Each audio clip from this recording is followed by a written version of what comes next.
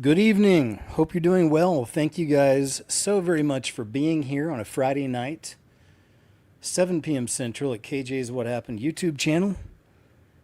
We are witnessing the end of the old world. I was thinking of changing the title. People are noticing the end of the old world order. What do you think's best? We are witnessing the end of the old world, or people are noticing the end of the old world order. That's my toss up. So I don't know. I might change it after the show. I'm not sure, but I'd be happy to hear your take on it, whatever you think. Sorry for the jump scare, Caleb, J Hart, Edie, Natalie, One Lousy Petunia. It's been a while. Good to see you. Zero, Adam Baum, Mark, NH Guy, Brian Baker, Angel Ann, Yeshua Lawson. What a crew, and Homeland Conspiracy. Good to see you all. Thank you so much for being here, guys. Good to see you, Coulter. Thank you, man. Hope you guys had a great week. So tonight, subject matter, I've curated a show for us. Hello, Tamara. Thank you, of course, for being here. Good to see you.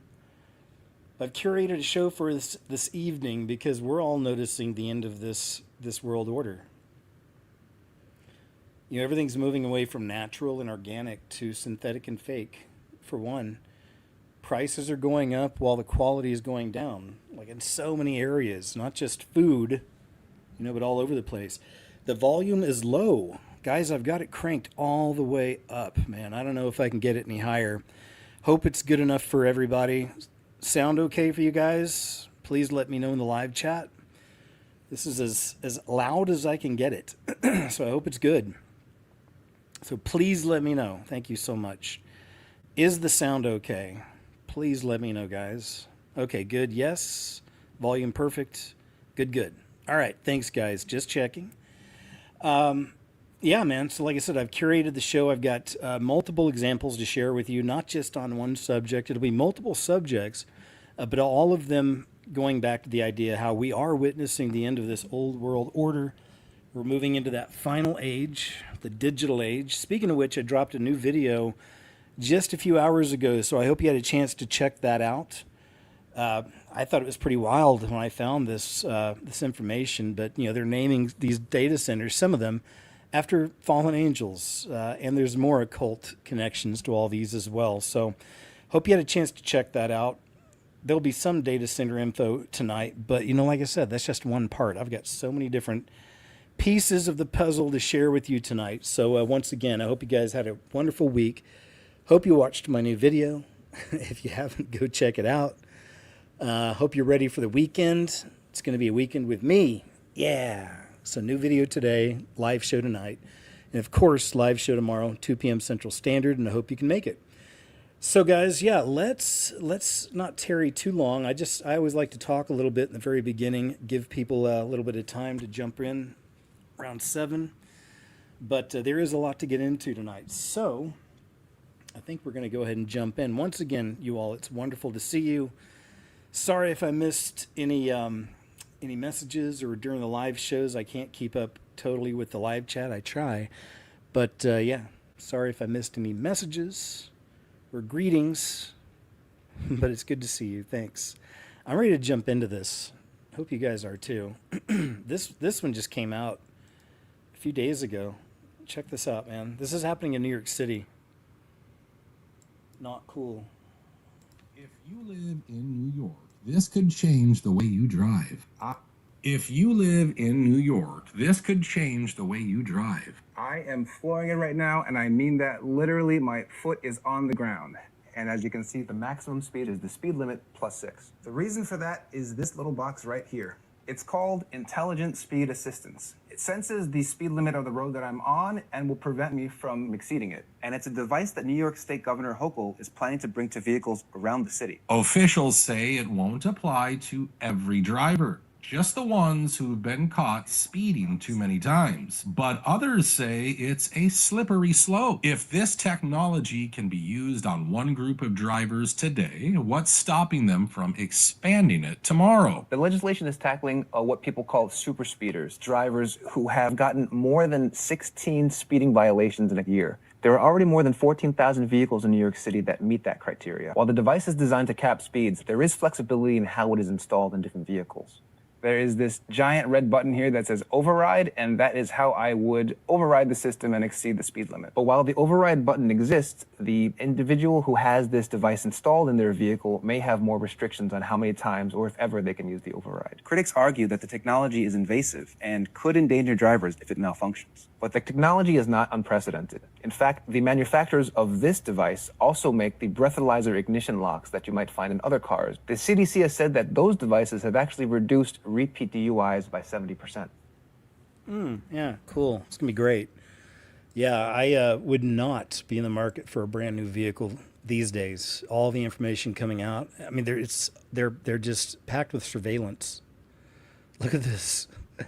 Shenzhen, this is in China, just held the world's first humanoid robot MMA event.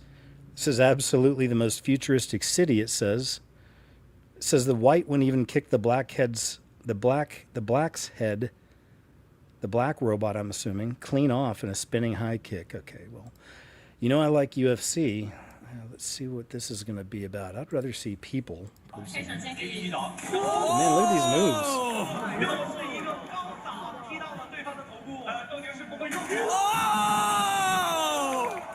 Wow.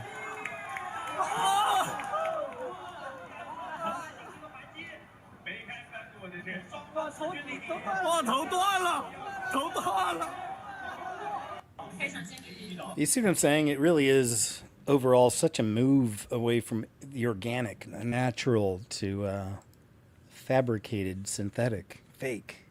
Well, created, you know. It says, this is wild. American went to a parking garage in Detroit with a friend. They leave the parking garage.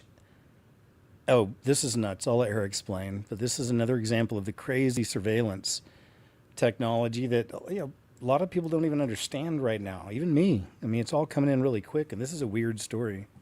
Something happened in downtown Detroit yesterday that I can't stop thinking about. And that, frankly, is making me sick to my stomach and also makes me want to smash up the phone that I'm holding right now and get a landline and tell all my friends you're just gonna have to call me like we're in the 1950s, because what do you mean? What do you mean? I will be walking around my house while I'm telling the story. If you get motion sickness, close your eyes because I'm not stopping. Anyway, we were in downtown Detroit yesterday, going around to different boutiques and stuff, and there, if you didn't know, there are several like women-owned boutiques in the Fisher building that are really cool. So we go there and there is a parking garage right next to the Fisher building that you can park in. Something you need to know about my friend Gina is that she will not pay for parking because it's a hassle. I don't really know the why, but she always will say, well, they can give me a parking ticket and I'll pay that. And that's fine. That's her prerogative. I don't care because I'm not driving and it's not my problem. It's not my business. So so when you go on to the parking garage at the Fisher building, there's a QR code on the wall. Mind you, I've been to the Fisher building, to these boutiques several times. The last time I went was in March of 2025. This is relevant. Stay with me. So we go into the building. She doesn't do the QR code, whatever. I honestly didn't even think about it at that time, but we're in there for 36 minutes and you might be like, wow, that's a really specific number, Katie. How do you know that? I know that because as we were driving, literally as soon as we drove out of, literally as the car was passing out of the garage, I get a text. I got a text on my phone that says, thank you for parking with us. We've charged your card. What card? What card? There's a link to a receipt. I click it. It has identified that my phone was in the parking garage. It has then linked me to a vehicle that I have nothing to do with, have never been there in, ever in my life. Has the make, model, and license plate number of her car that I have nothing to do with. It's not my car. I was not driving it. And it said, well, she didn't pay. You're going to pay. And just charge my card. A card, by the way, that they never disclosed to me that they were keeping on file the last time I was paying. Excuse me? And I'll go ahead and move on. I don't know. I'm getting annoyed with her, kind of. I'm being honest. I can't help it. Plus, her audio is a little bit low, but we get it. I think we got the gist of the story. The rest is her probably just walking around, and it's that inflection. You know what I mean? Like, oh my God. Look at this monstrosity. The growing data center in the middle of this American neighborhood. I mean, that's a real image. Look at this. Can you imagine that being in your neighborhood? The beautiful view that is stolen to begin with. Are out there spinning a narrative to try and make it that we're all a bunch of hooligans. Yeah. I'm not a hooligan. I live this. This is my life every day. These guys are gaining for themselves. They're in it for themselves. The rest of the people are losing. And that's union versus union. That's working man versus working man. Exactly. It's everything. It's all, it doesn't matter what political spectrum you're on. Massachusetts, it's Democrat run. And this is proof positive right here in my backyard that corruption can happen in no matter what party it is when it comes to tech bros and the money that goes with these data centers. Yeah. You're in the Democratic stronghold of the country. And this company is running amok. Governor Healy has meddled in my own personal appeal against this company. They've had 3 plan approvals before the DEP. Governor Healy, for people that don't know, is a Democrat. She is a Democrat, correct. However, Markley Group has also given to the Republican governor before her when he first came in, Charlie Baker. He received money from him as well. And also he tried to stop the millionaires tax from happening. So he gave, like, I think it was about $4 million to the super PAC that was trying to fight the millionaires tax in Massachusetts. So the other thing, the component that you don't get, but you're going to eventually figure out, is unions. So there is union versus union. These data center bros, or tech bros, or whatever they call them, these tech bros that exist out there are literally dividing the working people against each other. And so how are they doing that? They're using unions.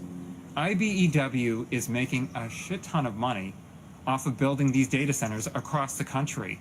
So much so, they can't even find enough people to build them. So they're training people up, which is growing their membership ranks. So they're so happy. For people. All right, we'll go and move on from that. We get it. Data center, we know. Well, Andrew, it's an unlikely partnership. Span, which is a small startup that makes smart home electrical panels, is teaming up with NVIDIA and Pulte Group, a major U.S. home builder. Span is now making small fractional data centers, or they call them nodes, that can be put on the side of residential homes. The idea is to take advantage of unused electrical capacity on local grids, which the Span smart panels can find. Now, a network of these nodes talking to each other across the country is about the equivalent of a mid-sized traditional data center. Oh, cool. So these could negate the need to build as many. Hyperscalers and AI cloud providers just tap into the node network like a regular data center. Now, Span collaborated with NVIDIA using its technology in the system. Span claims it can install 8,000 of these units about 6 times faster and at 5 times lower cost than the construction of a typical centralized 100 megawatt data center of the same size. Now, Pulte Homes is in the early testing phase with these systems, which they have already deployed in a handful of communities. Now, why would a homeowner want this? Well, because they would just have to pay one flat fee for electrical and Wi-Fi, which Span said would be roughly $150 total. So a lot less than everybody's normal electric bill. So for much more on this story, as well as my latest... Oof. And NVIDIA. Of course, it's another one of those where, like, their main logo is the all-seeing eye. Okay. You want to put a mini data center next to your house? What do you think? No thanks. Many new cars have this feature that I'm going to call the Eye of Sauron. This is a driver monitor system that watches your eyes to see what you're looking at if you're paying attention, all of that. To make things even worse, you can't truly fully disable this. You can disable some of the warnings, but it'll always be watching you. You pair that with the fact that the automakers also have your GPS coordinates at all times. And now you can see why I call this the Eye of Sauron. They're always watching. And finally, this version is very easy to see, but automakers are looking to maybe put some driver monitors up in this area, hide it in the dash, maybe somewhere on the steering wheel. In the future, you won't be able to tell that your car has it, so maybe it's time to buy an old car. Many new cars have this feature that I'm going to call the Eye of Sauron. This is a... No thanks. Like I said, the new cars, man, stacked with surveillance from the examples I've been seeing. Will 2027 be the slowest year for new car sales ever? And why do I say that? Because I've said it to you earlier in previous videos that AI will be taking control of everything in your vehicle, and that includes everything that you do. And once again, this falls within the federal guidelines that all new vehicles in the year 2027 are required to have what's called federal surveillance technology. And this is mandatory. So basically, once again, everything you do in your vehicle, from sneezing to drinking to eating to anything that you like to do, they will be able to see it. And that also includes your driving habits. You know, if you like to speed, jam the brakes, talk while you drive, everything. Have a look at this technology that's in the brand new Infiniti. That right there is a driver monitor camera. Those two red eyes, yep, they're tracking my eyes. But if that wasn't enough for you, there's another camera here watching, and then there's another one up top. They can see everything that you and all of your passengers do. These cameras are basically in plain sight. If you didn't know, you wouldn't even see them. Look at that right there as they watch you as you drive. And this one right here, right above the dash, is pointed right at your passenger seat. And then there's that one right there to see what everybody in the back seat is doing in the vehicle while it's in motion. And as I mentioned to you earlier in previous videos, AI will have the technology to shut the vehicle down or alert authorities if it's being driven too fast or even reckless. It will also monitor your behavior once you get in the vehicle and sit behind the wheel. And as of right now, there's no way for you to even turn this off. So if you get in your vehicle and your emotional state is not in a calm one, that vehicle may not even start. So I guess my question to you is, after seeing these cameras installed in the brand new Infiniti, how much control of the vehicle do you actually have? And are you going to purchase a brand new vehicle if it includes surveillance systems such as what I just showed you? Let me know your thoughts. It's kind of amazing. You're watching a digital slavery system come in. It's all the new stuff. So eventually people's going to have some of these, going to be buying some of these cars. It's madness. But, you know, I mean, some people say, it's security, man. You know, it's in case something bad happens, right? No, no. National security threat, ban on Chinese vehicles. Right, that's a Chinese company. And you bring it into the United States. It's taking full motion video. It does 3D mapping. It has geolocation of the driver, so they always know where it is. It can be hacked via your phone. Because this is the exact same argument that they use for TikTok, right? Ford filed patents that their cars would record you when you were talking. They would record and take pictures and videos of your surroundings. They could record your neighbor's house and send that data to the police.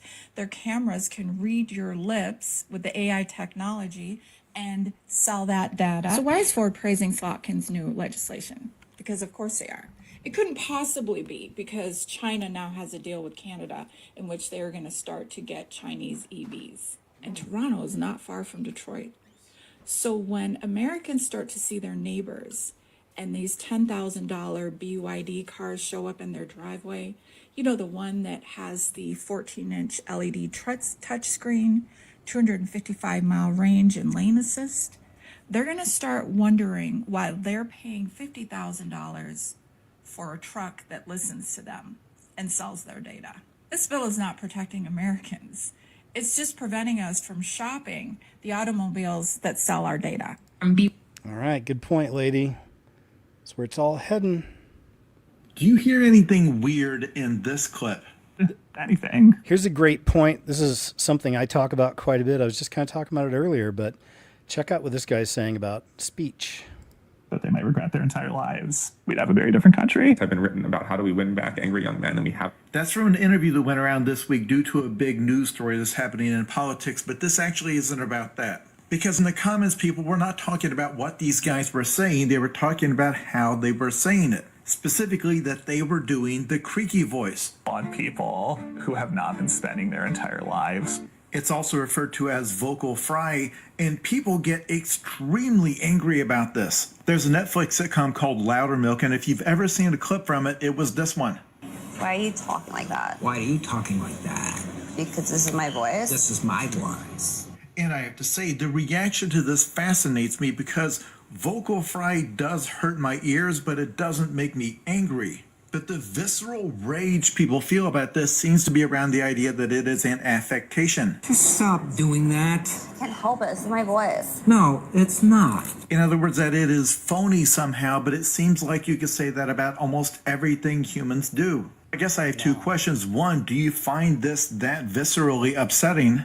But two, do you have any idea where it came from? Because it turns out that is very difficult to find out. The first time I can remember becoming conscious of it was here. That song was from 1998, and at the time I thought she was just trying to affect like a grown-up, sultry singer's voice. But I don't remember where I first started hearing it in everyday speech. Somebody over here had it right. Valley Girls. Yep, it's the Valley Girls from the 80s. There's even a funny movie called Valley Girl with Nicolas Cage from the 80s, and all the girls in there are talking like that. So that's where I first heard it. Most of you Gen Xers probably remember that too.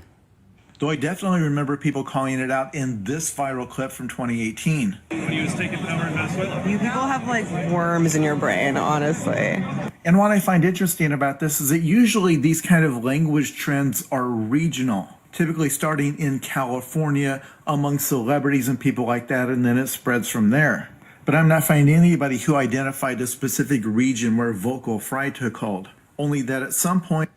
And also I attribute some of it to Kim Kardashian, you know, because they were super popular. I never watched that stuff, but I know it was super popular with a lot of young ladies. So, and she talks like that, but it originated where I first found it. Like I said, it was the 80s, in the Valley Girls in the Valley, San Fernando Valley. That's where that started. But I see it as a form of programming now also, because so many people do it, and even men. It's a lot of men, like we pointed out, or he pointed out in this video. And that's really annoying to hear, no matter what. But anytime I hear that, I see somebody as they've been programmed, you know, unless they're from an area like that and they were raised with it, like in the Valley or something. But all these other people, is it talking same? It's just, you know, it's tough. It's rough. What's happening with humanity in these days? Big changes, big changes. Now, let's be real. If we look like these two girls here, we'd be doing the exact same thing they are. But unfortunately, we don't. So this is what you can do instead. Step 1 is come to Higgsfield and create yourself a real-looking AI model. He's showing, you know, how to actually create your own models or whatever, you know, and all of it, of course, with AI, right? And I may have shown some examples in the past of this, but there's people making a living off doing this. He's showing you what I would never. I hope you guys don't. But it's free information. It's out there. People know how to do it because they're already doing it all over the place. And people are making money on creating AI models and putting them on social media. Step 2, open Instagram. Then you need to find an image exactly like this to recreate for your model. Add the image into My Custom GPT and it's going to give you a full JSON prompt. Head over to WaveSpeed in Google's Nano Banana Pro, add in your reference images. You're then going to add the prompt from the GPT and click generate. Now you've remade the first image for your model. You're then going to make a second and a third, and then we're going to take these over to Instagram. Exactly like these creators, you're going to post Instagram dumps on your model's Instagram, and you're going to drive these people to your story, which is going to contain something like this with your model's link. Now, this link is going to contain your FanView account, and FanView is a place where you can sell people subscriptions and PPVs. And the best thing about all of this is as soon as you have a lot of traffic going to your model, you can automate all of the DMs. So you're literally making money while you sleep. Now, if you want to learn more about this, I got a full... But yeah, I mean, like I said, it's super greasy. This is like real nasty stuff, I think. But a lot of people do it, and it's just what a sign of the times. And just one of the examples of how powerful AI is. I've seen videos where people show how much money they make doing this also on TikTok. It's not a joke, like unless they were faking that, but it's like a lot of money. The ones I saw was hundreds of thousands. It's crazy. Yeah. So, but you know, if you don't have a conscience, if you're a total psychopath, that might be a good path for you. But you know, everything comes with spiritual strings attached. You know what I mean? If you start making your money in rotten, deceptive ways, that comes back to you somehow, you know? It really does. I believe it. Got to be cool. This is how I did $600,000 in the last 6 months. And I have this hosting AI and doing OF for myself. There's the stats right there. And this is how you're going to do it.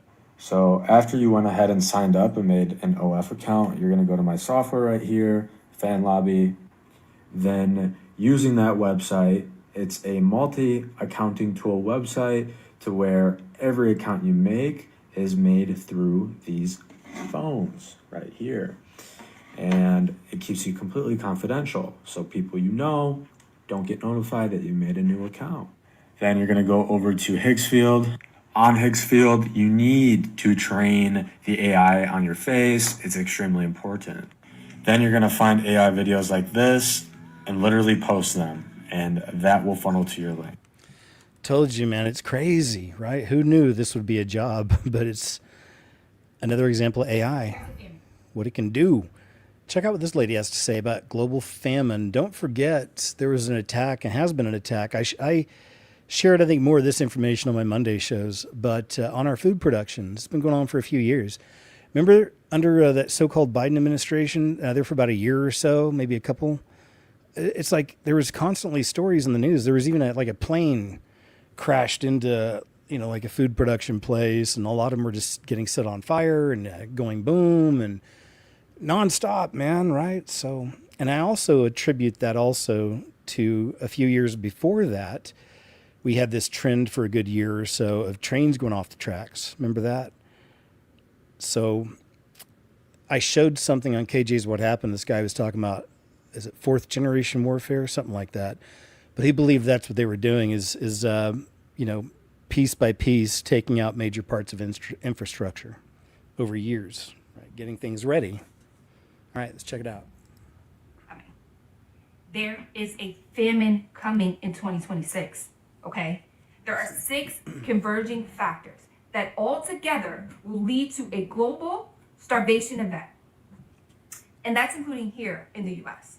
So, now I know where the these 6 factors, the first 3 are naturally occurring events. So we have an extreme drought, which they're calling a mega drought, which is the most extreme in the last 1,200 years. It's affecting our fruit, grain, vegetable, sugarcane, tobacco production in the western and southern states.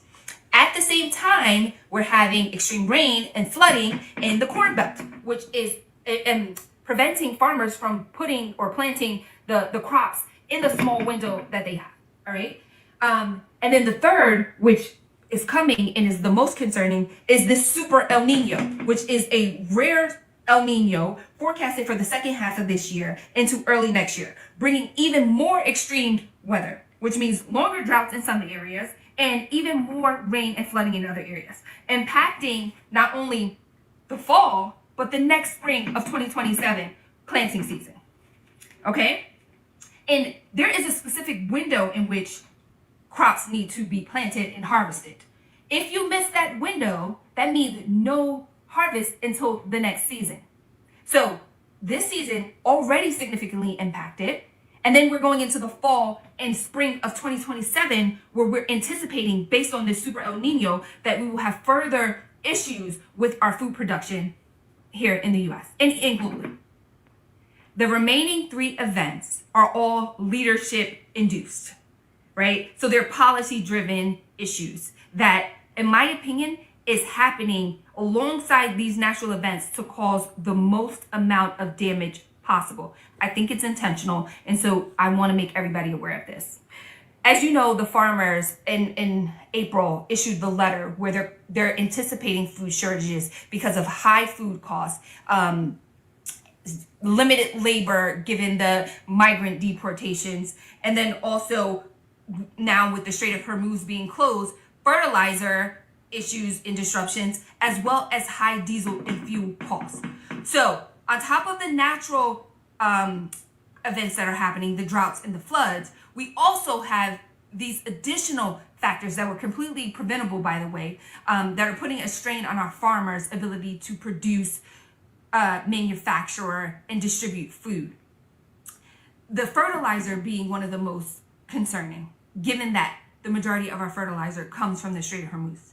The diesel being a close second. Most of the food supply chain runs on diesel, okay? So farm equipment, irrigation, harvesting machines, refrigeration, trucks, all of which rely on diesel.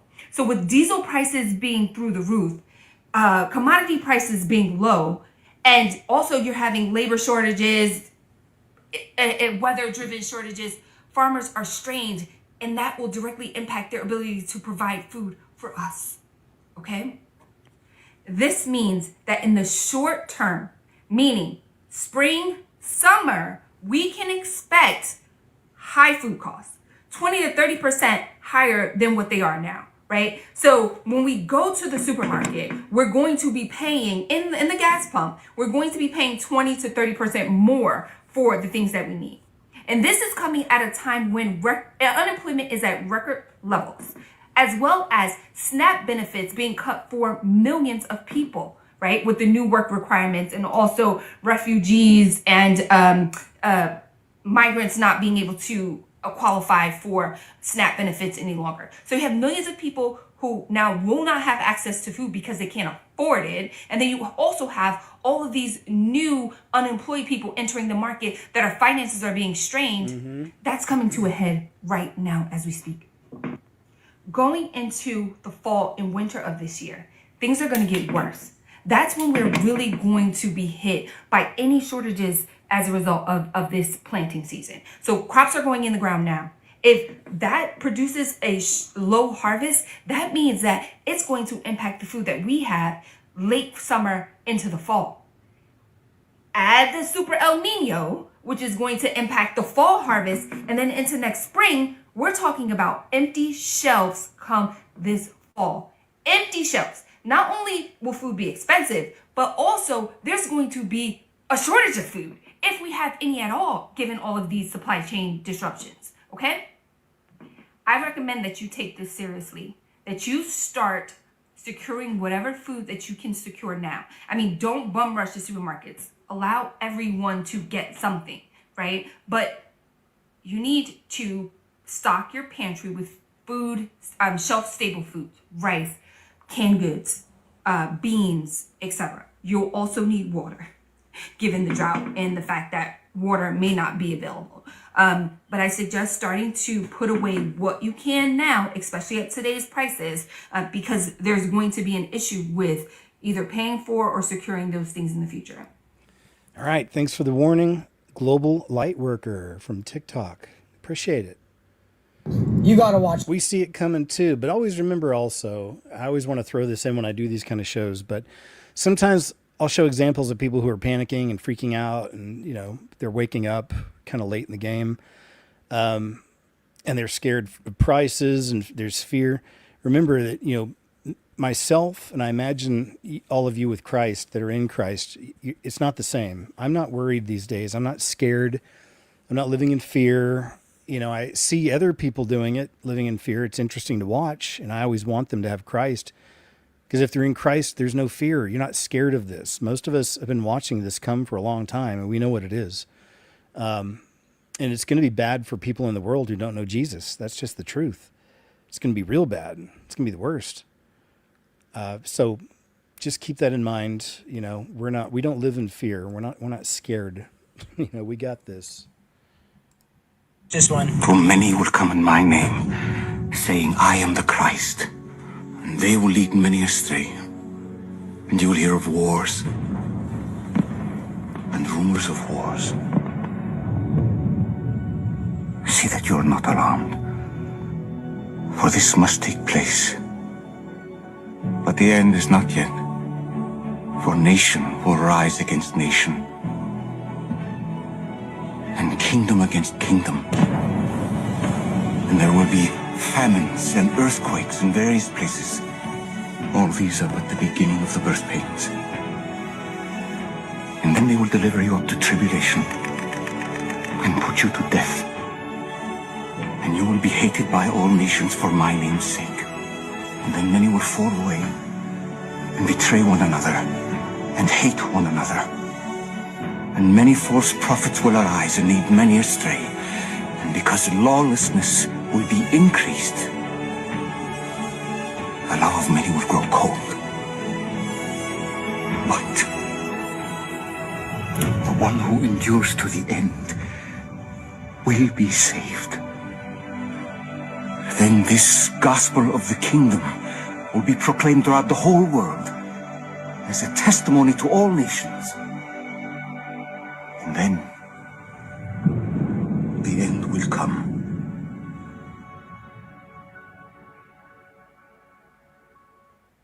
You know, there's no doubt about it. Jesus is coming back, and he's coming back sooner than we think.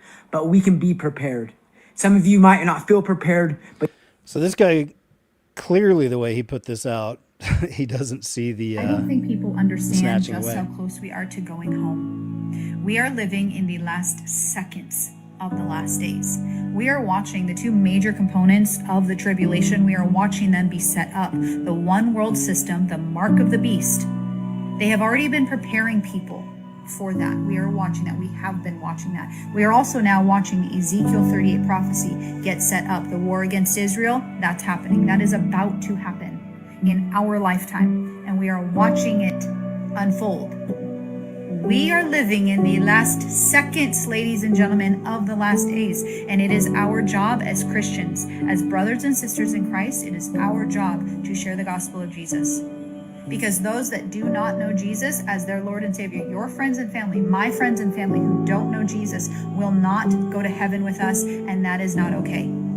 It is our job to share the truth, and it does not matter what they think about us. Yeah, did you guys watch Trump's address last night? He actually had like a, I guess it was State of the Union or whatever they call it, but he's talking about a lot of different subjects, but he also got into the voter fraud stuff, and they're releasing a bunch of files. You can actually go to the government website if you're interested and look at all these files, all this stuff that's released on the shenanigans that have been taking place with voting in America. And of course, a couple of the main, it's like ABC and CBS or NBC, they decided not to even share it. We're living in a really crazy time, man. It's, as you know, everything's becoming very extreme. They never used to do stuff like this before, but now they do. It's like, we're going to hide this from you. And they said because they don't trust him. I get all this, but is there, has there ever been a president you can 100% trust? I mean, I don't think so, but still it's pretty crazy. But I watched it. Did you guys watch it? What'd you think? Check this out. Centers need clean water. Why is it raising my electricity bill? It's come to my attention a lot of people don't actually know how data centers work. So let me explain to you top down how this is affecting you, the environment, and your wallet. For starters, you need to know that the internet is not something that's invisible, like a cloud that's floating in the air. Every single message you send on Facebook, every Google search, every generative AI slop picture you make has a tangible physical server that is in a warehouse that's called a data center. And this is what it looks like inside of a data center. It is a bunch of server blocks that are stacked on top of another that have CPUs, GPUs, TPUs, any sort of computer processing unit that accounts for you sending your Facebook message to your granny to make sure that she's okay every now and then. Here's where the water comes in. If you know anything about computers, maybe even your PS5, you've noticed, has gotten really hot and it starts to not work well. It's the same with computers and processing units and servers. Essentially, these data centers, they run 24/7, 365, put out an immense amount of energy and heat. And all that heat needs to be cooled down, which accounts for insane amount of HVAC, air conditioning, and water coolants. Essentially, they cool these units with cold water, and it has to be clean water. They'll cool them via tubing through the actual servers. They'll use a flat plate and inject it with clean water and cold water, or sometimes data centers will even submerge these servers into water, and it has to be clean. You can't take lake or ocean water and run that through servers or submerge servers in that because A, they could be corrosive, or B, they could have contaminants like algae, other foreign material, and it will cause those servers to physically deteriorate. It will make those servers not work. It will break them. So it has to be clean and treated. And a lot of people don't know this, but they treat this water with a lot of chemicals, biocides, and a lot of these companies will dump those chemical materials into the environment. And here's why AI data centers are raising your electricity bill. There was a difference before between social media data centers or regular infrastructure data centers that we have been using for years and years. AI is a whole other industry that we have implanted into our infrastructure. It is essentially adding hundreds more data centers for this new industry. And this is why your electricity bill is higher.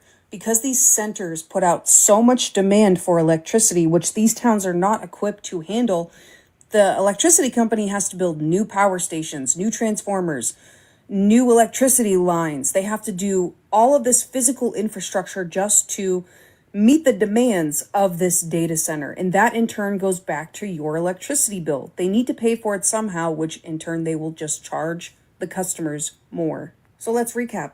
It has to be your clean drinking water or the poor servers will be hurt. Our energy infrastructure is not ready for this brand new industry. And those chemical pollutants are in the environment, and the heat put off from these data centers is hurting the environment. All in all, I hope this helps you better understand why specifically this is not going to be good for us. That's a great breakdown. Thank you very much. Makes sense. It makes sense. It's amazing, isn't it? Like, they're so intrusive, so obviously intrusive and bad for humans and the environment. But there's so many coming in still, you know. Larry Ellison just compressed the next decade into a single sentence. And this man's a big player with Project Stargate AI and all that, you know, the coming digital system. The smartest people I know are working what? I didn't press the button. Okay, so not pressing the button. You back up the slide, please. Thank you. I'm just gonna put that down. We're gonna get a better one next time. The smartest people I know are investing fortunes. To be specific, they're investing their fortunes in building and training these AI models. That's how important they are. That's how extraordinary they are. That's how extraordinary they are. AI models. We know, man, it's the future that nobody wants, except for the people on the pyramid. Mark Zuckerberg built a massive data center in Georgia. Thanks, Mark. Check this out. This is our cold water pressure in the kitchen. This is where I fill up water for storage. Those are the things we have to fill up to flush the toilets. So you can see the sediment from the data center. Wow, and that's just from the water coming out of your faucet. Yeah, and this is what's in all the pipes. Just the well itself is probably 20,000, and that's not counting any of the All the faucets, replacement yeah. of the fixtures and That's faucets just and the well. toilets and the lines that come underneath the house. It's overwhelming because you really feel like you are up against this huge wall that you can't penetrate. There's nothing that you can do, and they don't care. I'm here in Mansfield, Georgia, driving by Meta's new 2 million square foot data center facility. Facilities like this are being used to power things like ChatGPT and other AI tools that are becoming integrated into our daily life. Data centers going to be a very hot item. This entire supercomputer is built to power Grok. We see data centers as the most exciting asset class. Meta is building a 2 gigawatt plus data center that is so large it would cover a significant part of Manhattan. But data centers come with big costs, from light and noise pollution to the environmental impacts to the potential rising costs of energy bills. These facilities put extraordinary demand on the power grid and require entirely new infrastructure.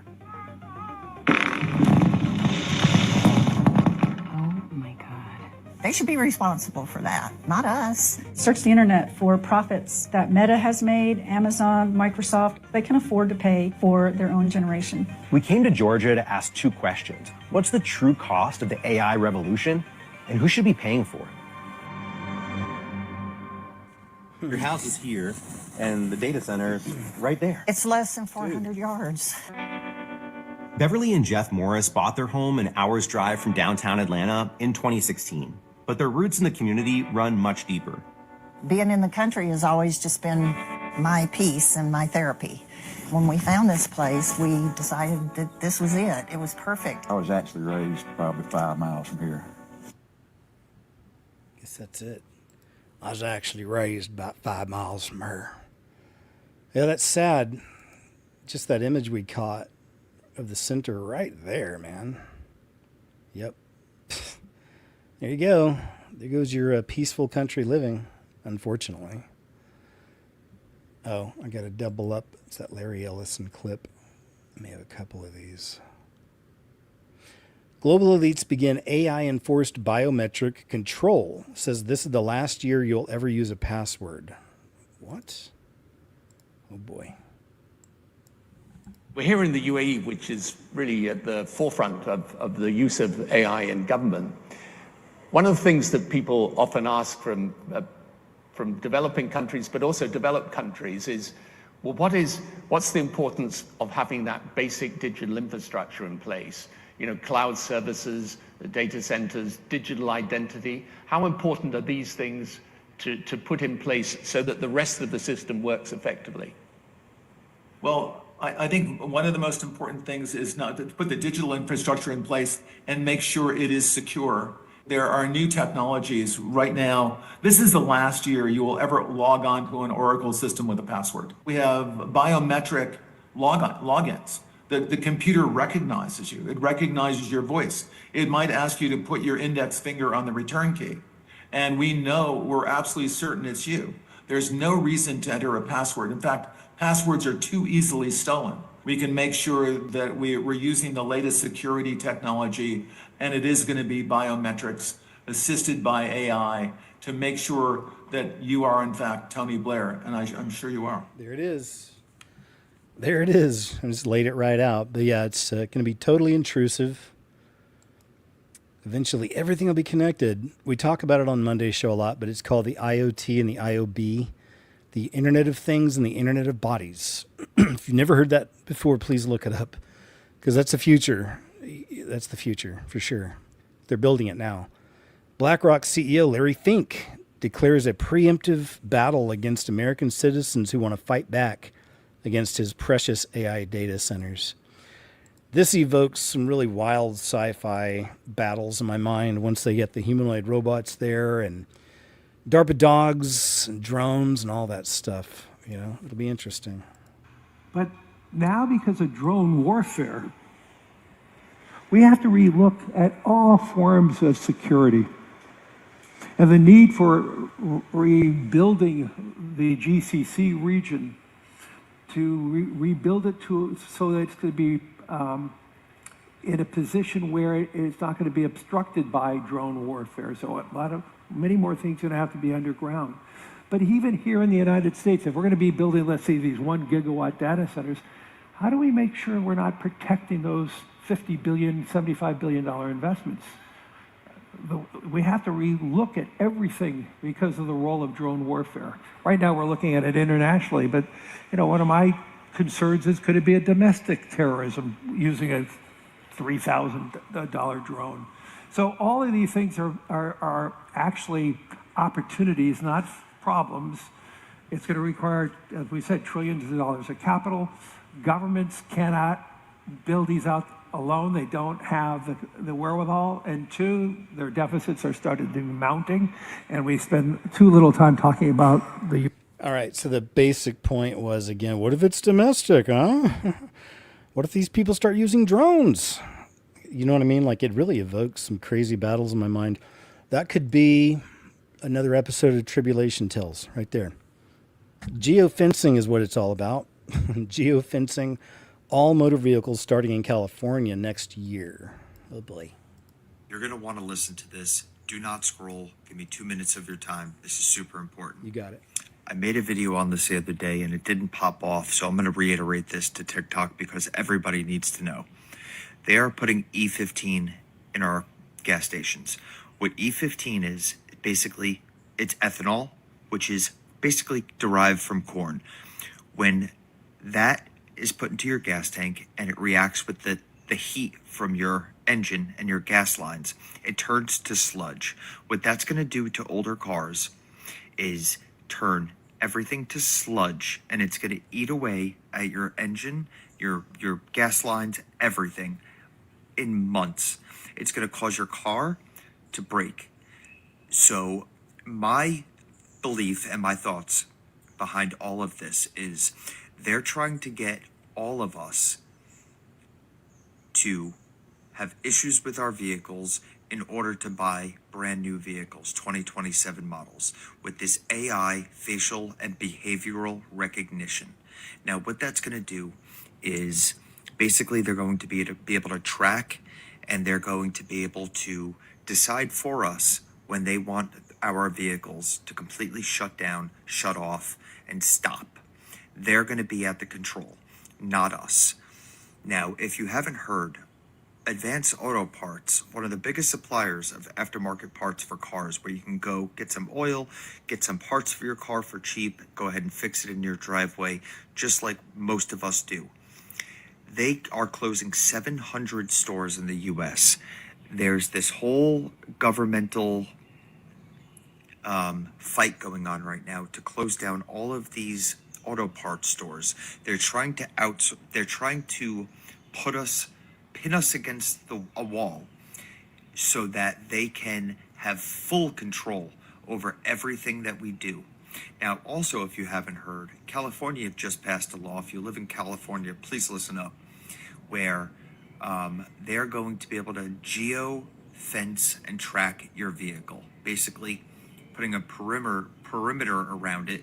And with this AI recognition that's going to be controlling your car, and if you live in California with this geofencing, it's going to be able to basically tell your car where the government wants it to go, park it, turn off your car, and the police will show up. If it senses that you're doing anything dangerous in the vehicle, whether it be drinking alcohol, you're drunk, you're having behavioral issues. This is very scary, and I want everybody to be aware that we're at the point in time now where we are going to have E15 in every gas station across America. It is going to, in turn, ruin engines, therefore forcing hundreds of thousands of vehicles to go to the junkyard. You're going to be forced at some point down the road, whether you buy a 2027 in 27 or you buy a 2027 model in 2035, it's all eventually going to push its way out. They're going to push out all of the older vehicles so that you are completely controlled by the government. You know, with this geofencing that they're starting, don't think that that's not going to wind up going to other states.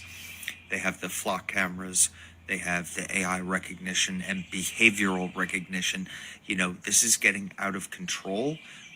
It takes away our First Amendment rights in every way. And I'm sick and tired of this. So you guys have to be aware, alert. The only thing I can say, which it's not really going to do anything, is try to put some additives in your gas tank to clean out your gas lines. I would say once every 2 or 3 fill-ups if you can afford it. But there's a major domino effect going on here, and you guys have to start pinning everything together. They think that they are smarter than us, and that there's nothing that we're going to be able to do. We're going to be at their beck and call. This is going to be really bad. And also, if you haven't noticed, mechanics. It's going to be a lost cause in a matter of a few years. There are going to be so many shops that are closed down because they're not going to have the proper computers, A, training, B, or knowledge to or accessibility to fix these newer vehicles. You're going to have to take them to dealerships, and they're going to charge you multiple thousands of dollars, and they're probably going to charge you more because there's going to be no other option to go anywhere else. So if you haven't connected the dots, please start paying attention, start doing some research in this side of things, because 2027 is going to be here soon. Yep, good stuff from Dalher33. DALHER 33. You guys are going to want to watch this whole video. You know how we were just talking about the 2027 vehicle mandate with the driver surveillance? This lady has had a very disturbing firsthand experience. Check it out. I rented a car in Europe, and as the woman handed me the car keys, she said, this is a brand new car. And she was like super excited about it. She was like, it's 2026. And I was like, awesome. No one's had a chance to like fart or smoke in it. This will be great. And I'd driven it for a day or two, and I was getting on a highway. It was a 6-lane highway. And all of a sudden the gas stopped working, and I'm pressing on the gas. I can't get the car to go. So the car is dinging. It's making all this noise, and I can't figure out what's going on. And I look at the dashboard, and in English, it says, sit up straight. We can't find your eyes. Why do you need to see my eyes? That was my first thought. And I'm short, so I sit low in the seat. And I guess, I don't know, maybe I'd been driving a while and I'd kind of slouch down more instead of sitting upright. And when I sat upright, the gas would work once again. And so I pressed the gas, but I was slowing down enough that it was going to cause a traffic hazard. And the thing is, it knew I wasn't asleep because I was pressing on the gas. So it knew I was awake. It just wanted to see my eyes. So once I sat upright and leaned forward, I guess it did facial recognition. And then it says, may I send you these results to a third party? To which I said, no, you may not. No. Who is the third party? Who, first of all, who's watching me drive the car to begin with? Secondly, who is the third party you're sending it to? And lastly, it is so dangerous. There are so many scenarios where losing control of the gas can put a car in a very dangerous situation. Like, what if I was pulling out in front of a semi-truck? What if I was going over a railroad track? And the absolute worst part is the argument for this is to combat sleepy drivers. And the truth is, if you fall asleep while you're driving, you're not going to be pushing down all the way on the gas. You're going to let up. You're going to relax. No one keeps their foot pointed while they're asleep. And if they say, well, what about cruise control? Then just take off cruise control. Disable cruise control in cars. That's the solution. Not, I need to see your eyeballs for the car to work. There's so many dangerous implications for this. But all right, thanks, lady. Good points. I agree. Old cars and project cars win this round. Don't forget, I always try to open up the chat over here and show you, and I'll scroll through, and some people like to see this, see what other people are saying. Don't buy a new car. We got it, peeps. We understand. Surveillance systems.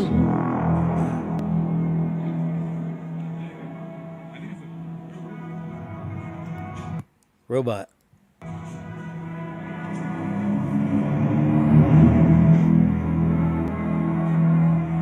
Probably a person, right? Acting like a robot. The point is, they're trying to normalize this kind of thing. You see, like, it is probably a person wearing a mask, or something like that. But there's a lot of videos like this where there's, quote, robots out in public and people are filming it and stuff. And I believe they're just kind of normalizing the public to this. They did the same thing because many of us around these parts understand they're about to launch a fake UFO situation. Won't be completely fake. There's going to be real entities, but the UFO show's coming. And anyway, they had a movie come out a while back. Let me see.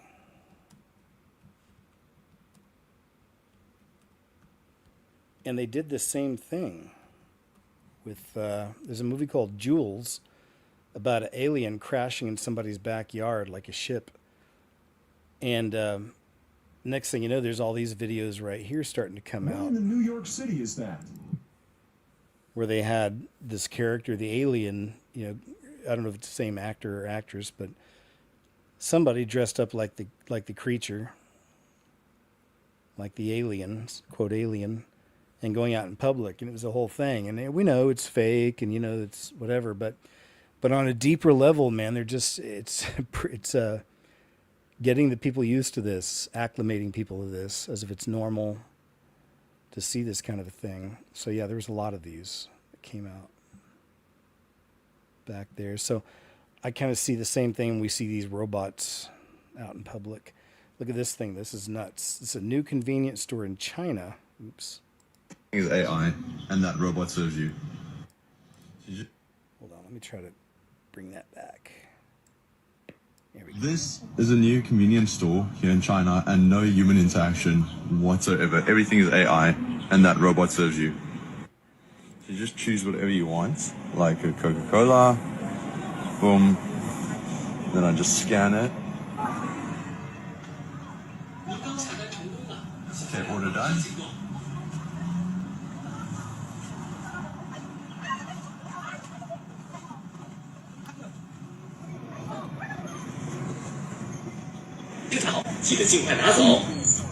So cool. Someone lost their job to that robot. And I think that's that.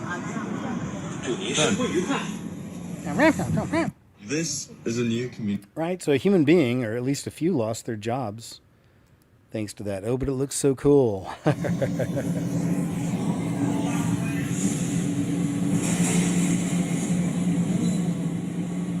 Grocery store robot.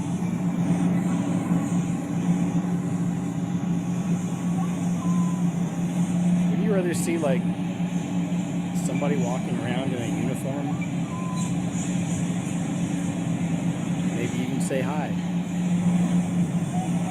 Ask them how they're doing. Have a conversation. God forbid.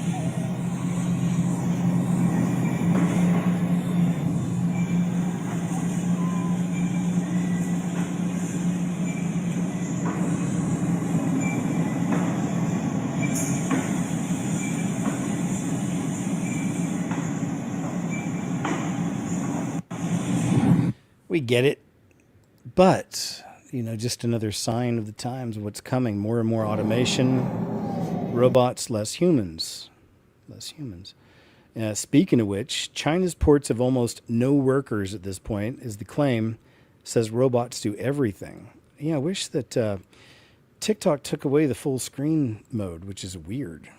Any of you TikTok users notice that? I don't like it. I'm just saying. Trying to rewind this back a little. There we go.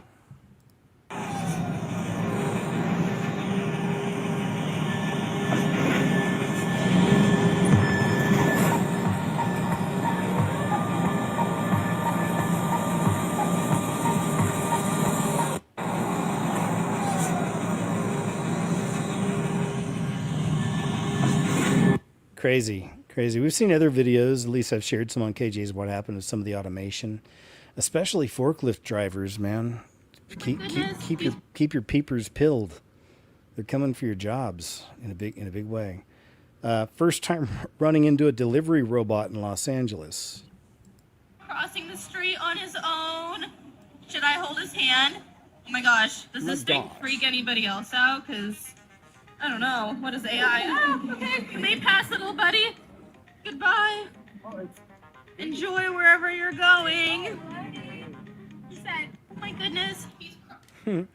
Man, there's some pretty crazy videos of some DoorDash robots they're using in some neighborhoods. You guys remember those videos? I've shared them on KJ's What Happened. Have to take this music off. POV, point of view, you're watching in line or waiting in line for the viral T&T supermarket grand opening while you're watching these robots dance. So there we go again. Just like a move away from the natural, or the organic, the quote real, to the synthetic and created. Satan trying to create immortality without heaven. Transhumanism. There you go. Cool robots. Those are neat. Are they? There's another one. Got to keep the music off on this one too. But again, these types of stunts, just acclimating the people to them, making people think that they're cute, they're fun. But these are going to be, I believe, these are going to be, bad. I don't want to go too deep. They'll be taking away lives and things like that in the future. I believe. Working for the system. We saw that earlier. Got a couple. Sometimes I double up on accident here. Seen that one too. Seen that one. Seen that one? All right, this should be it. Let's see what we got here. Nope, I got a couple of these too. I told you I had some double ups. That happens sometimes. I had a feeling I was going to do that tonight. It's the way the computer was running. Sometimes setting bookmarks, it'll stall. You know, there's so many bookmarks I use. Seen her. Seen that. All right, let's see where we're at now. Yep, just saw that. Thanks for your patience. And just saw that. Now, it should be good. Nope, forget. That was that one. Here we go. Tesco bringing cleaning robots to 600 UK stores. So from what I understand, if we have any of our UK friends live tonight or later, let me know in the messages. I think Tesco is kind of your equivalent, or like to our Walmart. It's kind of the same. Am I wrong? Is that? I know it's very big and very popular out there. Tesco is introducing autonomous cleaning robots in 600 express stores as part of a major technology rollout. The robots will handle routine floor cleaning, allowing staff to focus more on customers and daily store operations. The move is one of the largest robot cleaning deployments in the UK convenience retail sector. Tesco says the machines will work alongside employees and help maintain consistent cleaning standards across stores. Follow for updates. Yep. Again, just slowly bringing it in, right? Getting people used to it. Oh, I need to start this over. This started pretty quick. This could be a bit of our doom break, I guess, tonight. You might say. Let's check this out.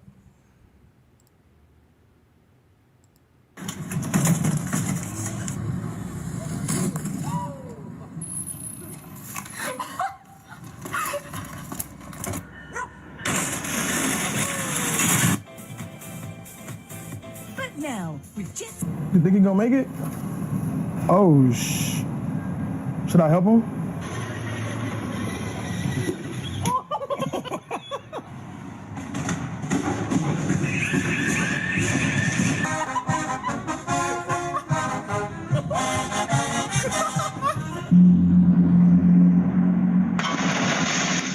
They're gonna run a train on. You gotta be kidding me! At the bus stop? At the bus stop? Don't come into me. I'm on my side, on the right side. Go around me. You don't own this 33. fucking sidewalk. Of course. Oh my god, he hit him! He hit him! Oh my god, no! The hard eyes.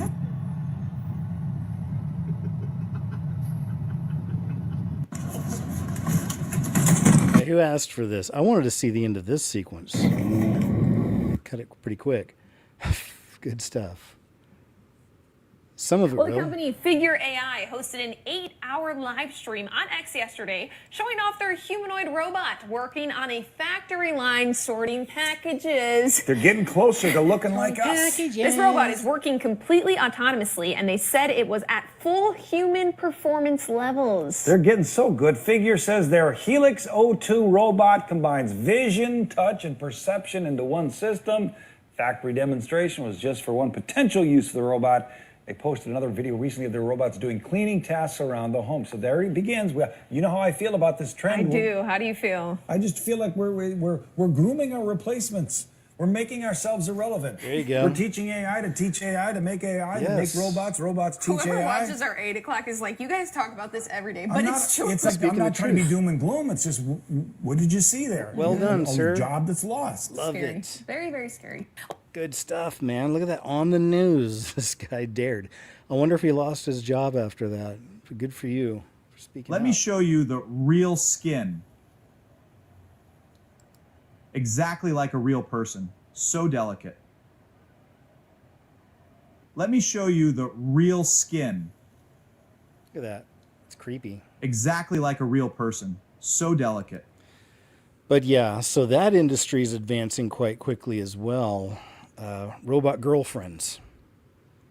There's actually A new sex. a brothel type setup they have in Germany already with bots, if you didn't know that. Here's one of them robots with AI sense of humor that can make you laugh more than humans do. Ugh.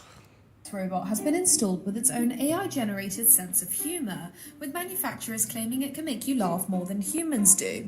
Emma costs £4,220 and is powered by a Chinese AI engine that uses a database of cultural references, emotional cues, and speech patterns. The manufacturers claim Emma's sense of humour will improve through training because of technology, as well as holding conversations that are more realistic, more adaptable, and more appealing to a global audience.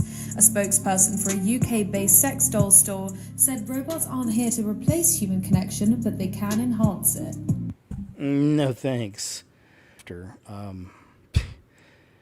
It's a setup for some really twisted individuals to act out some horrible things on these robots, basically. But look at this. Imagine adding this to the equation. From the researchers who brought you a living human skin for robots, you remember the flesh thing.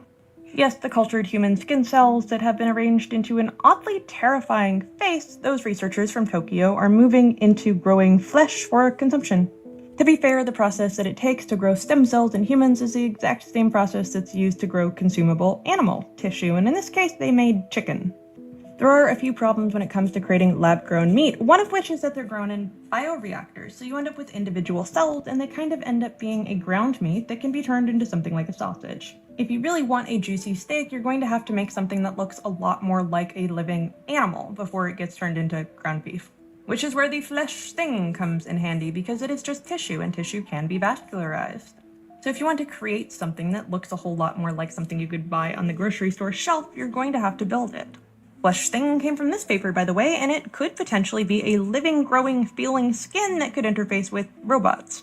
It's not actually called the flesh thing, it's something that I like to call it, so our researchers made something that looks a lot like a circulatory system for a slab of chicken. The result is something that looks far more like meat, and something that could actually come in potentially a steak, in this case a chicken steak. That may really not sound appetizing to you, but it's really not all that different from coming from an animal. There's just a lot less suffering involved, but it still makes a lot of people very uncomfortable. We do have a long way to go before we can create, say, a steak, because we also have to do things like create the fat, although we could potentially produce the absolutely perfect steak in a lab. Interestingly enough, we're also going to have to exercise it. If you've ever had store-bought chicken that, say, is grown to be really large, you're actually eating some atrophied muscle tissue, and you know the difference between gamey meat and store-bought meat that's been grown in a factory farm. Essentially, if we don't exercise it at all, or even if we don't have all of the tissues present, it's going to taste really weird. I'm really not against eating cultured meat. I do not see the problem. I understand that a lot of people just do not like the idea of it or think that it's unnatural, and that is reasonable. It is unnatural, I will give you that. I mean, come on, if I saw that walking down the street, I would probably never leave my house again. I know, right? Yeah, it's kind of creepy how she's a little bit down with all this, but no thanks. No thanks. I really want you to I also wanted to. Oh, here it is. Yeah. So this is something I was kind of hinting at. This is from Ty Jackson over on TikTok. Scientists created living skin for robots, further blurring the line between human and medicine. I mean, that's some creepy stuff. And again, imagine, they'll be able to feel pain. I showed this article way back when it first came out. They'll be able to feel pain, and just that, adding that to, like, say, to some weirdo, and let them put that on a lady robot or a little one or something. I'm just saying, man, it's like they're really creating this creepy culture with this stuff. Pause and read this article right here. Scientists have crafted living skin for robots, further blurring the line between human and machine. Scientists have developed skin tissue for robots according to new study. The crafted skin is 0.6 inches in thickness and made up of the top 2 layers of skin. Researchers say development could be useful to make transplants and pharmaceuticals. I want you to think about this. The fact that they continue to make robots, and some of these robots are becoming intelligent. They're crafting them with skin. I wouldn't be surprised if the Antichrist, who I believe is the Mahdi, is partially AI. Even the news article notes it sounds like science fiction. Consider this, whenever a demon leaves out of a person, they want to go back to the body. Demon spirits desire a body. Now they have the technology to create their own, the robot. Ponder that in the days ahead. Hit follow to see more content. Thanks, sir. Ty Jackson, ladies and gents. People who oppose AI-powered mass surveillance are what the CEO of Flock, Garrett Langley, calls terrorists. And then unfortunately there's terroristic organizations like DFLOC, whose primary motivation is chaos. Flock is a $7.5 billion mass surveillance company that spreads through securing local government contracts now in over 5,000 communities and has more than 20 billion vehicle tracking plate scans every month. A lot of these contracts are secured without public input, and I get why people wouldn't want these cameras, but Garrett says opposition, organized opposition, is terrorism. That's why we have democracy instead. That's why we have a democratically elected process, right? Like we're not forcing Flock on anyone. That's interesting, Garrett, because towns that voted to end their partnership with Flock still have cameras running. Here's an example unfolding right now. After massive public opposition to surveillance, the Cleveland Public Safety Commission voted not to renew their contract with Flock. Yay, democratic elected processes. But wait, what's this? The cameras are still running? They're holding a revote? I am frustrated that despite a 3-1 vote against renewing the city's Flock contract 2 weeks ago, Flock is for some reason getting a do-over. Residents say that after the original vote to end the contract, the city council president, mayor, and police chief pushed for reversing course, resulting in a revote that now has advanced the contract despite public opposition. The next step is a full council vote on July 15th, less than a week after the revote. This leaves residents with very little time to fight back, and keeping the cameras on is one thing. Another is a community celebrating a win they fought for, only to be told it didn't hold weeks later. I've never seen an instance where there was a revote on something that has already been heard. It felt like people were able to gather and make sure their voices were heard. And instead of listening to residents, they gave the agencies that stand to benefit from this another shot at convincing city council. So, people showed up to local government meetings, said they don't want a Flock contract. The local government voted not to renew the contract. Then that decision was reversed, and through all of it, the Flock cameras remained on anyway. That's why we have a democratically elected process, right? Like we're not forcing Flock on anyone. Any update on this, Garrett? We're not forcing Flock on anyone. Just like the centers. Can you come out to me, please? Yes. Okay, is this your car? Car reviewer. Let me see if I can turn this. There we go. Car reviewer pulled over because of a Flock accident, it would seem. Here we go. I'm trying to turn it back. Come out to me, please. Yes. Okay, is this your car? It's complicated. Can I explain it? You can explain it, yes. I review cars for a living. I fly around the world, review cars. I have a different car every single week. The reason you have 4 cops here is because your license plate is registered as stolen license plates in our system. Are you serious? That's why Flock has been reading it, because it's popping up as a stolen plate. Okay. Got it. So this was picked up somewhere by Flock. Cameras that read my license plate now twice in the last couple of days, and it picked up and flagged it for the cops. You guys been searching for this car. Unreal. Can you come out to me, please? That's something. And of course, they're working out the kinks right now. You know, all this is the beginning. Oh, this guy decided to flip the script. But it ain't slowing down. You know, like that's the future, man. It's pretty crazy. Says the people running Flock also don't like being monitored. So apparently, I'll let this guy explain, but this guy's filming outside of the headquarters of Flock. What's that? Oh, this guy decided to flip the script on the people running the Flock system, the security cameras all over the cities that are tracking every move you do to prevent crimes. And the results of this were hilarious. Tell me more. Yeah, this guy goes and he finds the headquarters for Flock.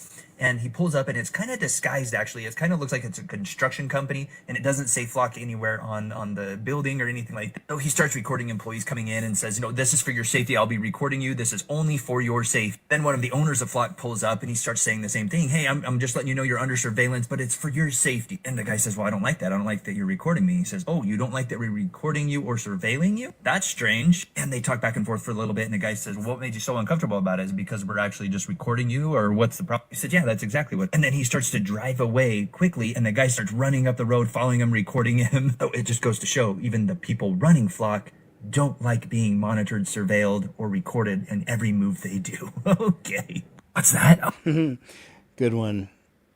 Good one. Makes sense. Of course. There was an enormous shift in consciousness back in 2020, and it changed everything.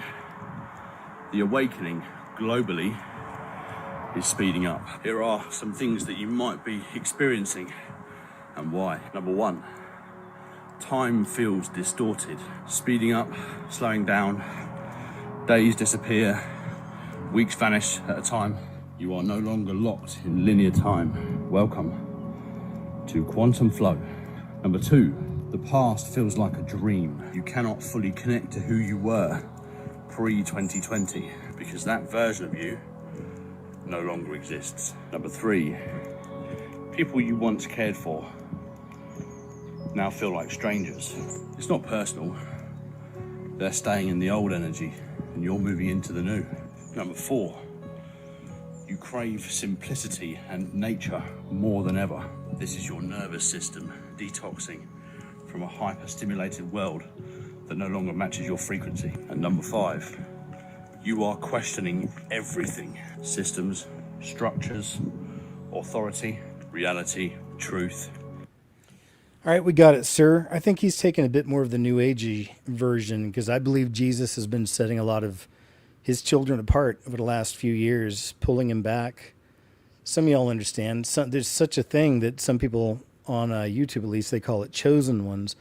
I never get into that. I don't like using that kind of terminology or whatever. It's just what I feel in my spirit, just for myself, but I've also seen it in others.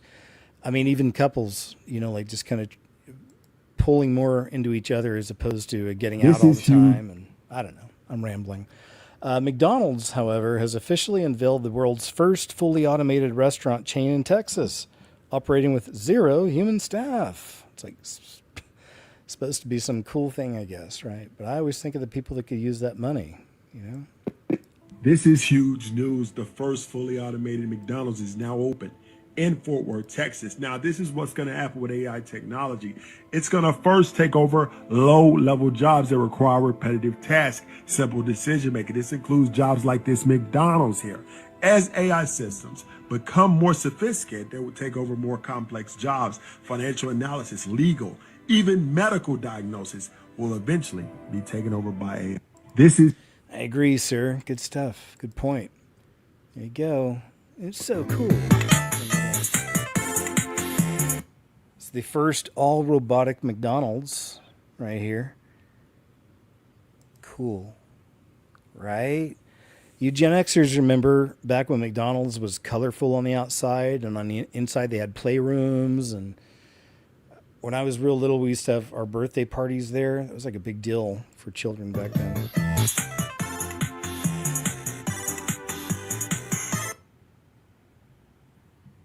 Test concept in Fort Worth, Texas. Yep, we just saw this one, but at least we get to see. I didn't know they had robots. No one told me they had robots. There you go. It's one of those. There you go. How cool. Not. I mean, what if you're going through the drive-thru on Skynet Day when AI all kind of like joins together as a hive mind and decides humanity's finished, but they're fixing your burger? I don't know if I'd like that. I'm just saying, what if, says, I don't want to eat chicken anymore. There's so many videos like this I could show. Like I said, I sprinkled in a little bit of everything tonight to make the point, but there's a lot of videos of people finding weird steak. It looks like 3D printed chicken. Same. I've never seen chicken stringy like this. Like, am I tripping? Have y'all seen it before? Because I'm very freaked out. Look at that. That's gross. Look at this. Eating defiled foods. Nothing is safe in America. With food, you got to be real careful. Have you ever been to a restaurant with no human? Here's another one. This is, turn this down. This is from China. Let's see. Yeah, Heng Zhao's very first robot restaurant. Oh, cool. A restaurant with no humans at all. Hello guys, Ingrid to Emily here. I heard there's a brand new robot restaurant. Let's check it out. Ordering here is quite interesting. It's not what you want to eat, but what should you eat? There is an AI health scanner based on traditional Chinese medicine. It checks your face color, tongue, then gives you the diet advice. Now let's get the food. This part is so cool. You just place your plates here and the robot starts cooking immediately. There are over 100 dishes to choose from. The flavors were tasted thousands of times by real chefs. But you see how, again, it's got that corporate happy music in the background, but I can't help but think of the person who could be, paying their rent, working that job. A lot of people love to cook.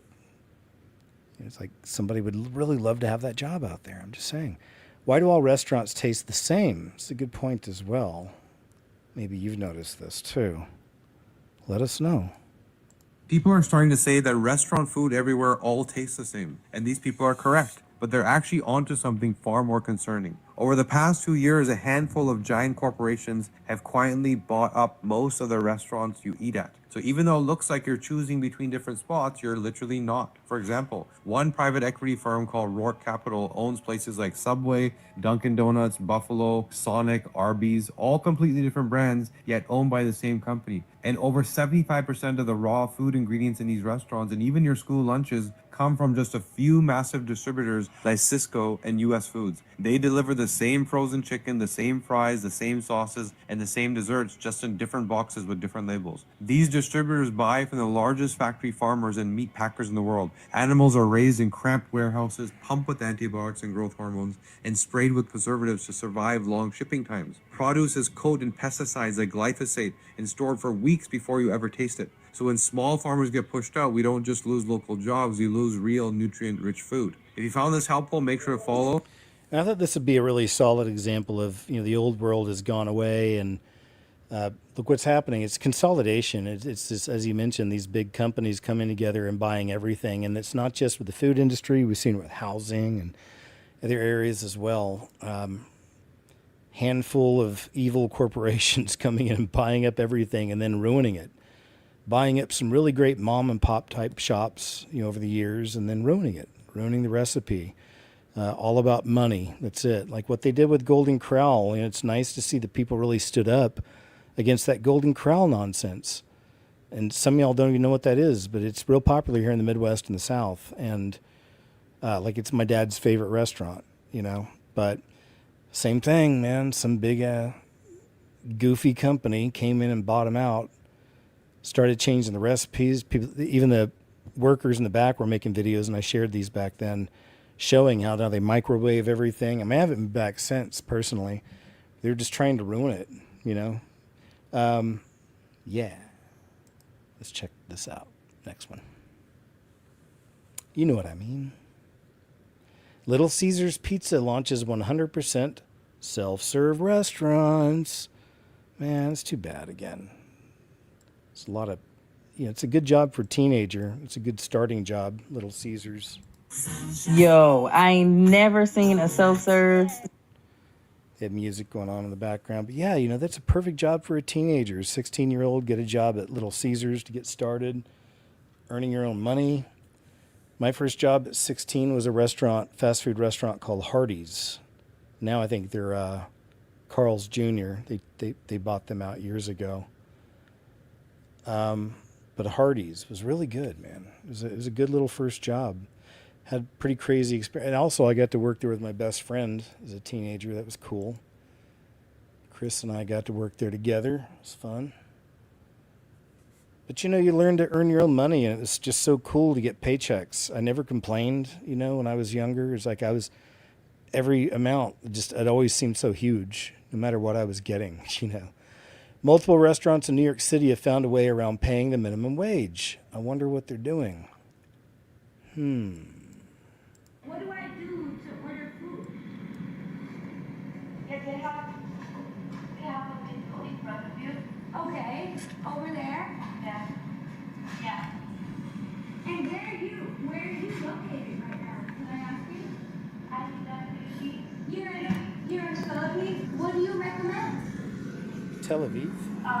We have the airport. The M4? The Italian on president and waiting for the president. Okay. Do people usually tip you? Sometimes. Sometimes. Yeah? Oh, not every time? It depends on the customer. What do I do to Outsourcing, man, that is nuts again. It's like, here's an American is losing their job, or some Americans, all becoming away from the natural to screens. Everything's screens. Screens. Man walked into Wing Factory and called it the most dystopian place he's ever seen. I just walked into the Wing Factory on 25th and Wabash, and I've never seen anything like this. Maybe I'm just not hip, but allegedly it's a spot. There's no cashier, no nothing. And I guess the kitchen is behind there. And you just come here, you put in your order, you wait for a second, you don't talk to nobody, and then they deliver your food through these lockers. This is the most dystopian shit I've ever seen in my life. Seriously. But if you follow my show, my Saturday show, I've showed a lot of examples of restaurants going that way now. A lot of them. Robots now replacing humans at this restaurant as well. Hey, this is from our old friend Eli Yoder. Oops, sorry. California. That's where the world's first ever fully autonomous AI-powered restaurant has opened, complete with burger flipping bots. This automated grill gives the meat its sizzle as this restaurant goes robotic. For this burger, it would take about 120 seconds. Cali Express by Flippy is the world's first AI-powered eatery. There's new technology outside the kitchen, too. A cheeseburger. Order kiosks use facial recognition to remember you, your favorite food, and how you like to pay. Then watch the robots work. No humans required. We can't get enough people to come out to work on fryers and grills and their dangerous jobs.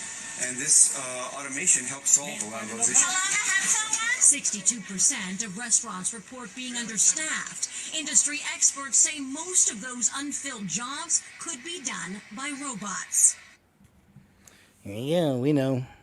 It's the future that nobody asked for. But like I said, the system, I believe, is preparing for that. Starting this year, all the fast food giants have indicated a move towards fully automated kitchens. So everything within the kitchen will be fully automated. The industry itself in robotics is expected to be worth about $2 billion. And that's a move from 2026 over to 2030, where all kitchens will be fully automated. As you see here, they're cooking the patties and they can even assemble the sandwiches. They all have this tech now, is running through testing, but starting this year, they're going to start to roll it out. They're calling them modular kitchens, and it'll have a software called Ready on Arrival. So you'll arrive in the drive-through, place your order to an AI, and then the AI will make it and deliver it to you in your car. Watching a robot assemble the sandwich with the cheeses and the vegetables and even the sauces in precise amounts, you got exactly what you trained employees to do previously: squirt, squirt, pickle, pickle, lettuce, lettuce. But you've got it in the exact same repeatable phase over and over and over again. Not to say it won't make mistakes or not be perfect, but it is going to be the same sandwich. If somebody... See, I just don't agree with you, sir. Like I said, I feel for the people. I don't like it. What to do about mass unemployment? But there's an answer. This is going to be a massive social challenge. And I think ultimately we will have to have some kind of universal basic income. I don't think we're going to have a choice. Universal basic income. Universal basic income. I think it's going to be necessary. So it means that unemployed people will be paid across the globe. Yeah. Because there is no job. Machine, robot is taking over. There will be fewer and fewer jobs that a robot cannot do better. And I want to be clear that these are not things that I wish would happen. These are simply things that I think probably will happen. If my assessment is correct and they probably will happen, then we need to say, what are we going to do about it? And I think some kind of a universal basic income is going to be necessary. The output of goods and services will be extremely high. So with automation, there will come abundance. Almost everything will get... I think we'll just end up doing a universal basic income. It's going to be necessary. A much harder challenge is how do people then have meaning? Like a lot of people, they derive their meaning from their employment. If you're not needed, if there's not a need for your labor, what's the meaning? We know, sir. We know, you slithery little serpent. You wolf in sheep's clothing. Everything is manipulated. I still say appreciate the freedom on X for sure. I never used Twitter. But then when he took it over and I saw the kind of things you could find on there, I was sold. It's like it just wasn't what it once was. It's like you can find some really good stuff there, really good information. All the world's a Ponzi scheme, this young lady says. Manipulated, and everything in our reality is a scam, from the banking changing. system to the stock market to the version of history that we're taught. It's all one big giant Ponzi scheme. Social Security is not security. By the time you get back what you paid into it, inflation has already depreciated its value. Banks are not protecting your money either. Since 2020, banks have been allowed to keep 0% reserves on deposits, meaning they can loan out virtually all of your money. And the Federal Reserve is not federal at all. It's a private banking system that does not serve the public interest. The Federal Reserve has equity holders, and they are not American, just like many of the other central banks around the world. And even the language is manipulated. So a trust fund, the word trust does not mean the same thing to them as it does to us. You're told to trust people with your money who do not give a damn about you. Inflation statistics, unemployment statistics, and the economic data are all manipulated. The stock market, highly manipulated. Everything is a Ponzi scheme, except for if you or I ran it, we'd be in jail. But the interesting part is they do tell us the truth, and it's through fiction. Think about it, The Wizard of Oz and Rumpelstiltskin. These stories revolve around illusion, deception, and authority. So the witch rules through fear and control enforced by her flying monkeys who police the people. History itself is written by the victors, which means much of what we've learned in the school system is a manufactured narrative presented as facts. Love that. I've been saying that too, lady. Appreciate it. I just got done grocery shopping, and I'm telling you, things are becoming so dystopian, and like things are changing. My husband and I are going to retire in a very rural part of Michigan. So we come up here to our little cabin a lot, and it's 70% went to Donald Trump. And the city itself is in the bottom 10%. Well, I should say top 10% for poverty. Anyway, it just felt so different. Everybody, I mean, the store was packed and everybody was moving so slow because like everybody was studying everything in shock. First, Myers, like so many grocery stores, was bombarding you with sale, sale, sale, sale. And, you know, you stop getting excited about it because when you look at it, yeah, you can buy 2 bags of cheese and get a third one free, but it still comes out to almost $5 for 2 cups of cheese. I mean, I bought 1 tomato for $2.50. Whoa. A tomato. What? And it was like that everywhere. That's madness. A loaf of bread now, if you wanted organic, was you couldn't find one for less than $5, but it had sale all over it. And I felt like, because I've grocery shopped here before, people who voted for Donald Trump, and they wear it proudly here, would walk around happy and cocky, right? Like winners. We're winners, as Donald Trump says. Nope. Nope. This price gouging, this economy is the great equalizer because we were all now in the same boat. And there was a lot of like sharing comments to each other, a lot of commentary with total between strangers, including with me. And then I noticed some Trump supporters, again, wearing their, like, you could tell from the tattoos and everything, they were so unhappy. Like that cockiness and happiness, they were. She's loving it. I didn't realize she's going to get all political and crap. But we get it, lady. We get it. You're probably in Los Angeles. Well, I don't know. It's Trump supporters. A bunch of fruits and vegetables and bread. It's a really important one, too. Another example of just, you know, things have changed, man. You know, we grew up and we could trust our food. We could trust our fruit, right? You trust your fruit. I loved bananas when I was a little kid. I was a little monkey. I liked bananas. I always had bananas. Stuff. And I noticed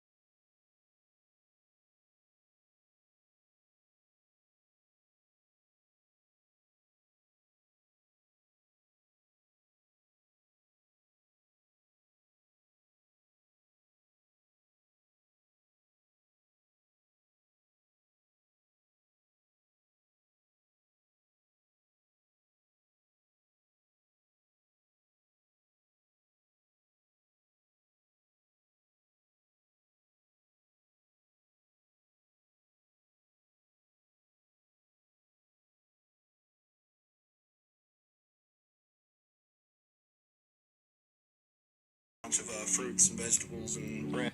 Thank you, sir. That's Cash Rule the Matrix 333 over on TikTok, if you're Is interested. this the end of grocery store cashiers as we know it?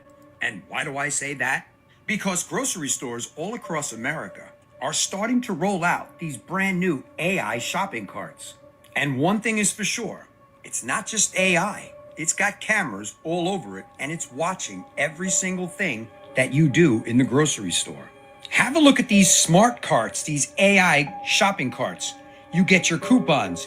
You get to sign in with your exclusive shopping pass. And then you have cameras in the front, the back, and the side. So this thing basically knows every aisle you walk down, every single item you pick up. And it's also keeping track of your trends. So if you do try to, let's say, pocket something by accident, accident of course, it's going to have a picture of your face because it's recording every single thing that you do inside of a supermarket. And these carts are already in ShopRites and Kroger's and other supermarket chains across the United States. And Instacart is responsible for everything that you're seeing right now. So basically, the need for employees in a supermarket may be coming to an end because the advertisements will be popping up on the screens as well. And also when the shelves are getting empty, that's where the other AI little guy that walks around, the robot thing, will start telling them that they need to replenish the shelves. So once again, the scary question you should ask yourself about this technology. Yes, technology is great. Yes, technology is amazing. But these things are recording. And what exactly are they recording? Is it your face, your body, your hands, your movements? And who is able to see the video? And how long is it being kept by these grocery store companies? It's crazy, isn't it? But just again, this is the Monday show stuff. It's IoT, Internet of Things. It's all happening. And the point of that is to say that the 2030 agenda they have, right? It's like it's still happening, no matter what. Like we're seeing it happen. Sprouts is a really cool little grocery store. I don't know if you have them in your state. I have in mine. I actually go there sometimes. I guess it's considered more like a health food type store, you could say. They got a lot of products you can't find other places. Interesting food, there's stuff you can't find other places, but a lot of health food type stuff. And they have their own butchers there, like their own little meat market and all that. It's really cool. I like it. Anyway, this lady discovered something at Sprouts. Let's see what she found. Sprouts, the grocery store, has these new carts where basically you can pay for your groceries at the cart. Like they have a keypad and everything. And I refuse to use them because I'm not doing anything like that. Well, so I come in, I get a regular cart. I'm checking out. The guy in front of me has one of the new smart carts or whatever. But he's at a register. Like he's putting his stuff up on the conveyor belt. And I said, just joking, I said, "You mean you're not going to use the fancy features on your new cart?" And he laughed and he said, "No, I don't want anything to do with it. There was just no regular carts left."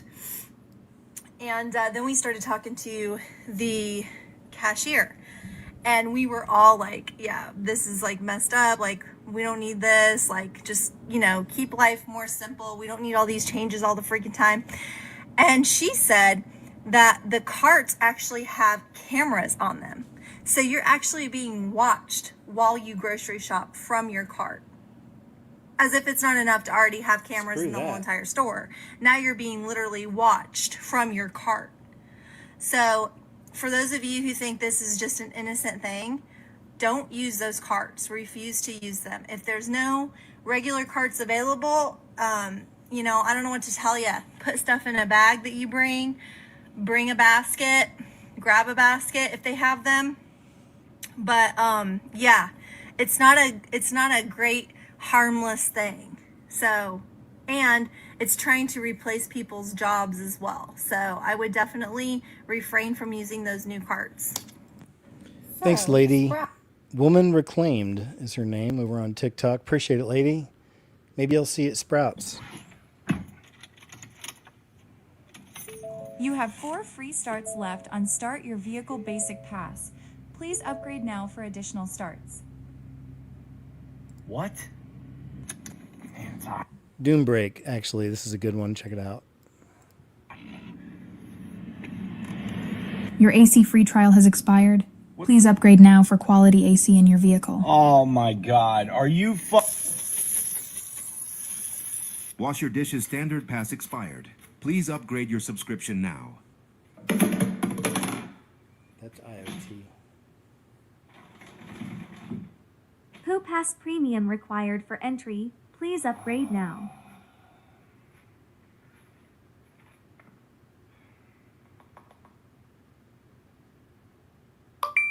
Thanks. Come on, honey, you want to go to the park? You ready?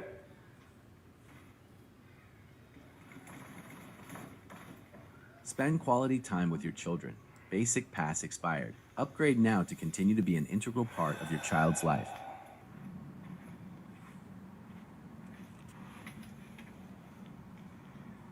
Chair Pass Premium subscription required for continued chair use. Please upgrade now. But they make a joke of it, but again, it's totally going to be IoT, Internet of Things. Everything will be connected. We're headed towards a dark path that there's no returning from. Preach. I'm not trying to fearmonger. I'm not trying to scare anybody. I used to vote too. I voted red. Now I look back and I realize I was just a fool. And before you guys get your panties in a bunch and you say you should have voted blue, it isn't blue versus red. That's all part of the distraction. And I know you guys hear this from other people online as well, but it's true. It's not left versus right. It's up versus down. It's Yahweh, our one and only savior, versus the devil. It's corporate greed and capitalism trying to privatize and monetize every aspect of our lives. You guys realize that water is being traded publicly on the stock market? That means it's been privatized. So they control water. And that's why you're seeing all this hype about water shortages everywhere. Pretty soon you're going to have to pay for a subscription for everything, for everyday essentials like drinking water, how much electricity you're going to use. They're not going to charge you based on your usage. They're going to make you pay for a subscription to be able to use a certain amount of water, a certain amount of electricity. You're going to have to subscribe for things like how much you can drive. They're going to monetize and capitalize on every aspect of our lives. And this is all about complete control. This isn't like about money. For those of you that are like, oh, it's America, it's capitalism, get with the program or get left behind. No, this isn't about that. I do well for myself. This is more about control. And this is why they're pushing towards a one world digital currency, because once they go digital, they're going to have complete control of everything. And if you don't play by the rules, they're going to shut you down.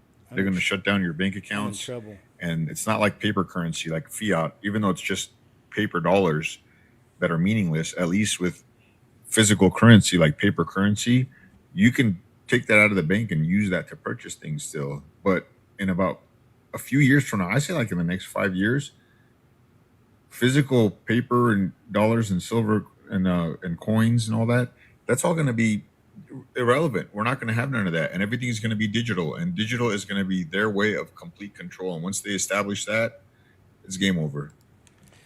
So again, though, when I hear these, and I mentioned this in the beginning of the show, some people join later, but I don't agree with a lot of this kind of thinking with a lot of the people I share, but I still want to share them because they're going through real things, real feelings that a lot of people are feeling.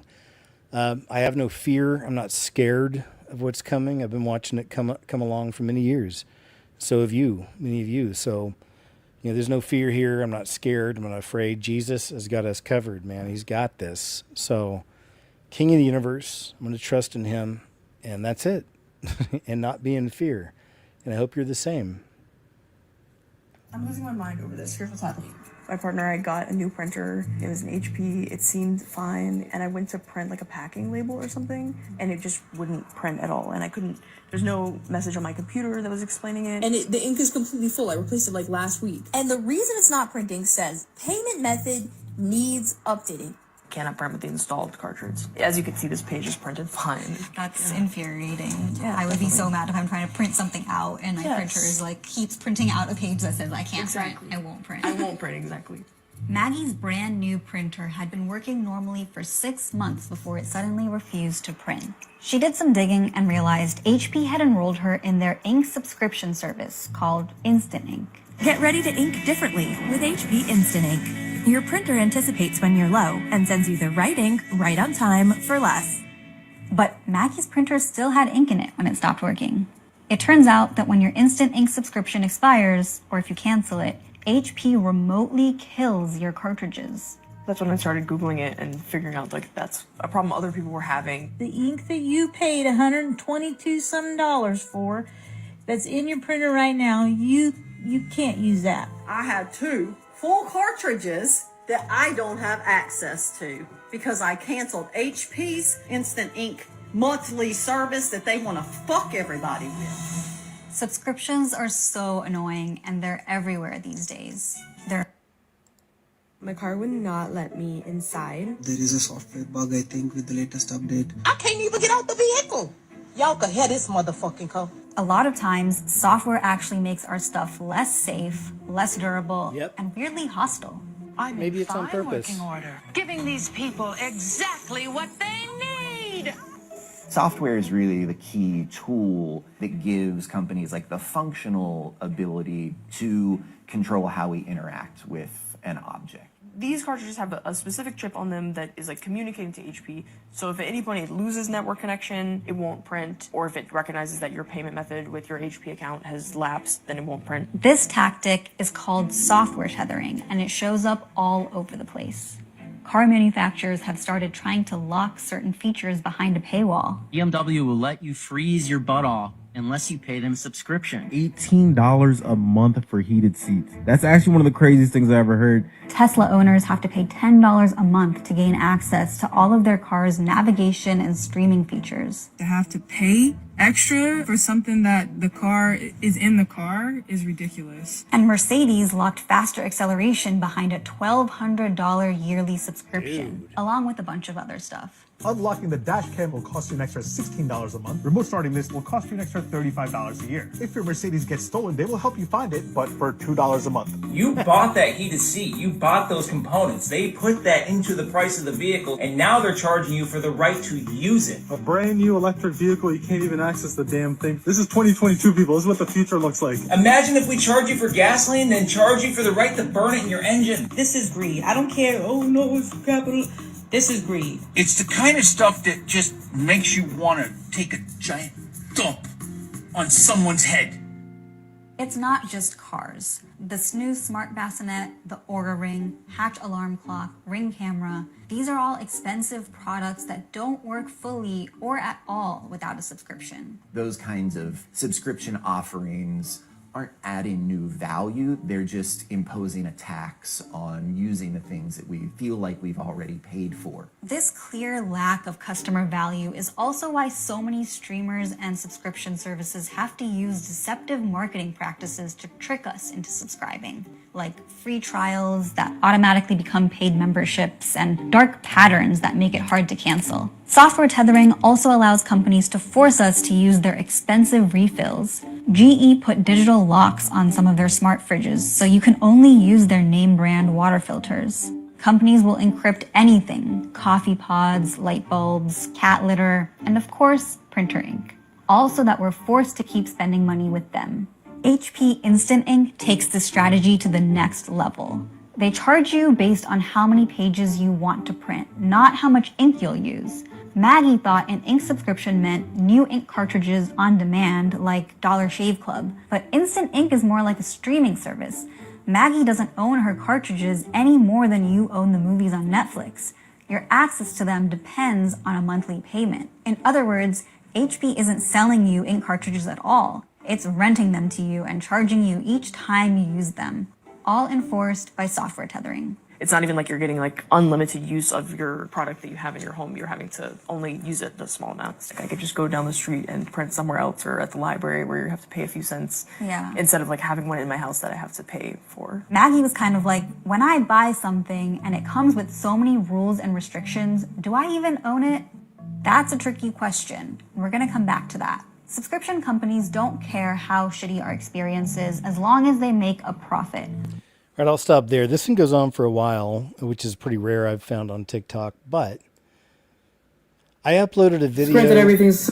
I have a TikTok, obviously, an account here, and I uploaded a video probably over a week ago.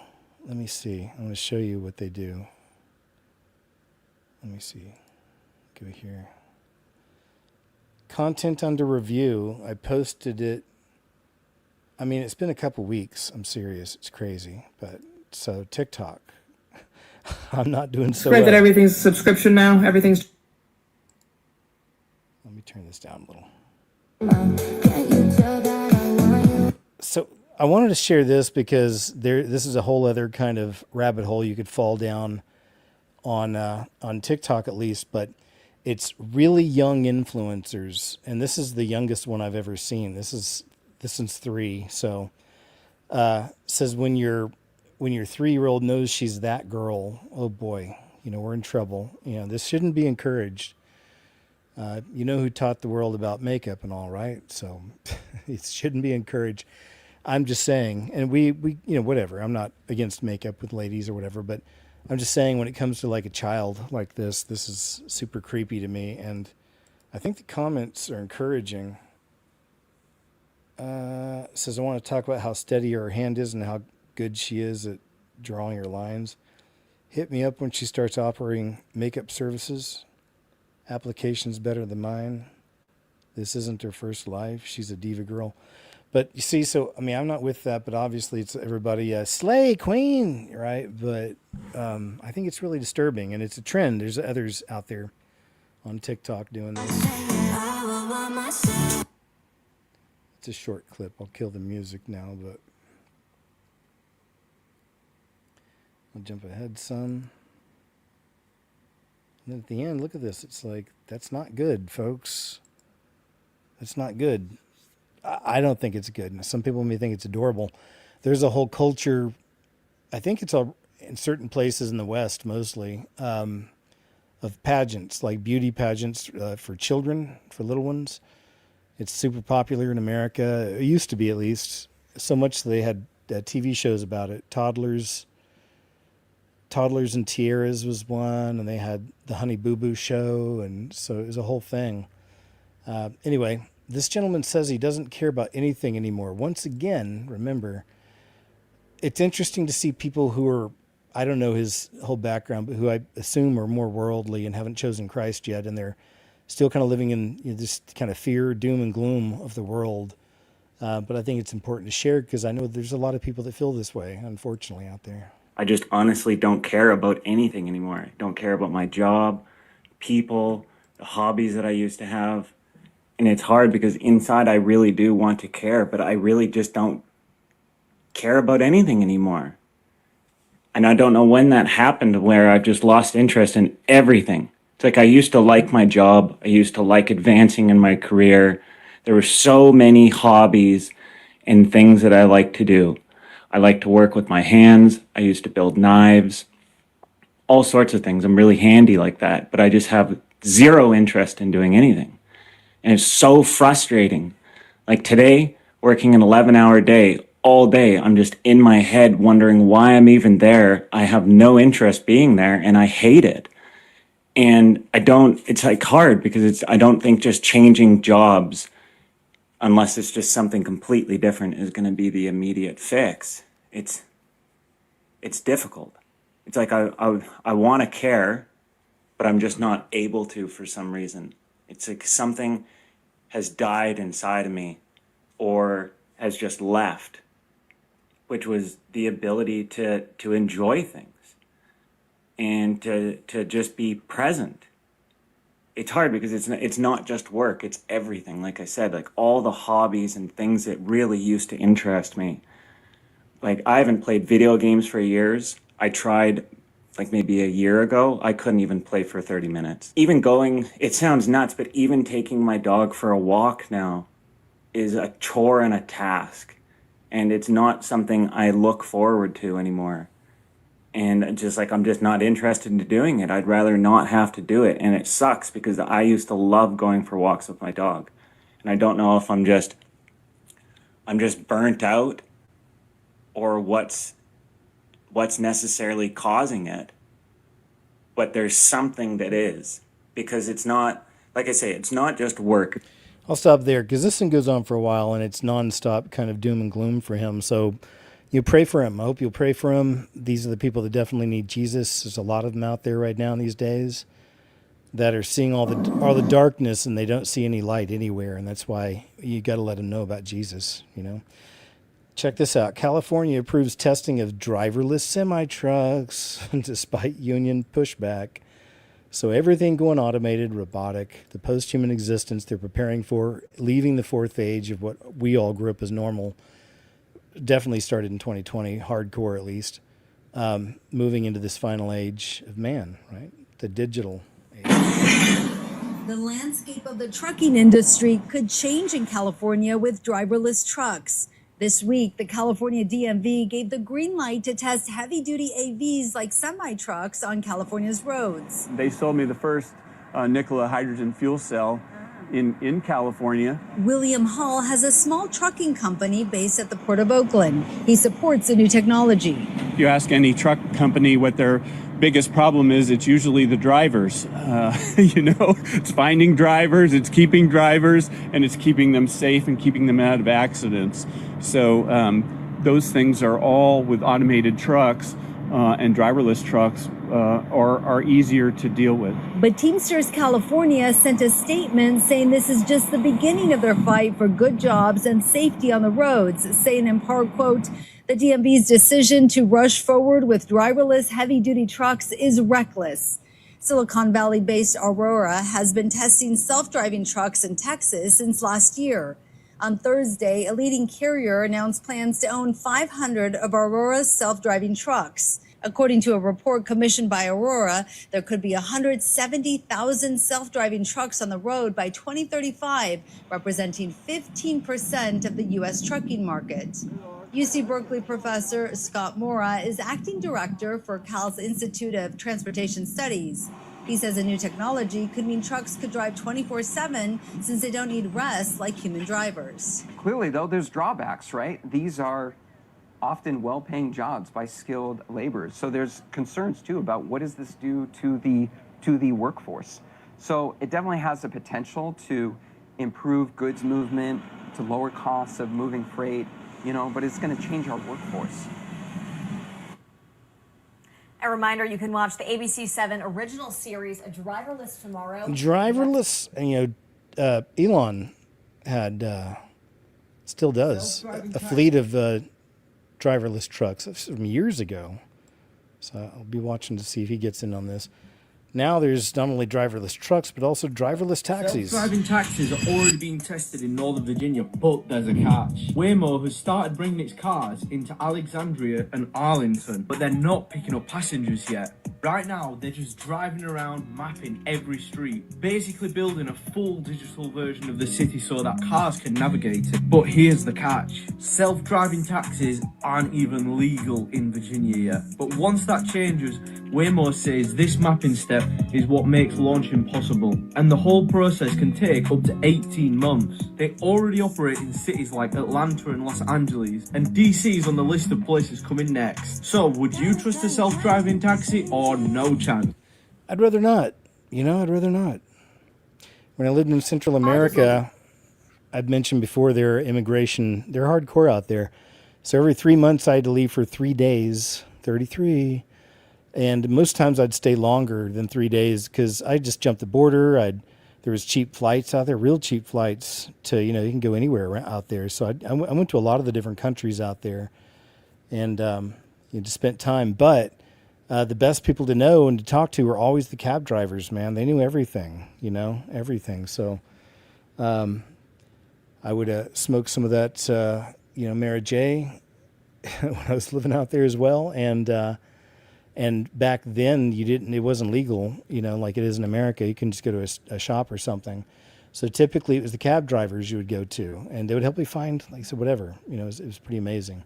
But yeah, I don't think it'd be the same with a robot. I'm just saying.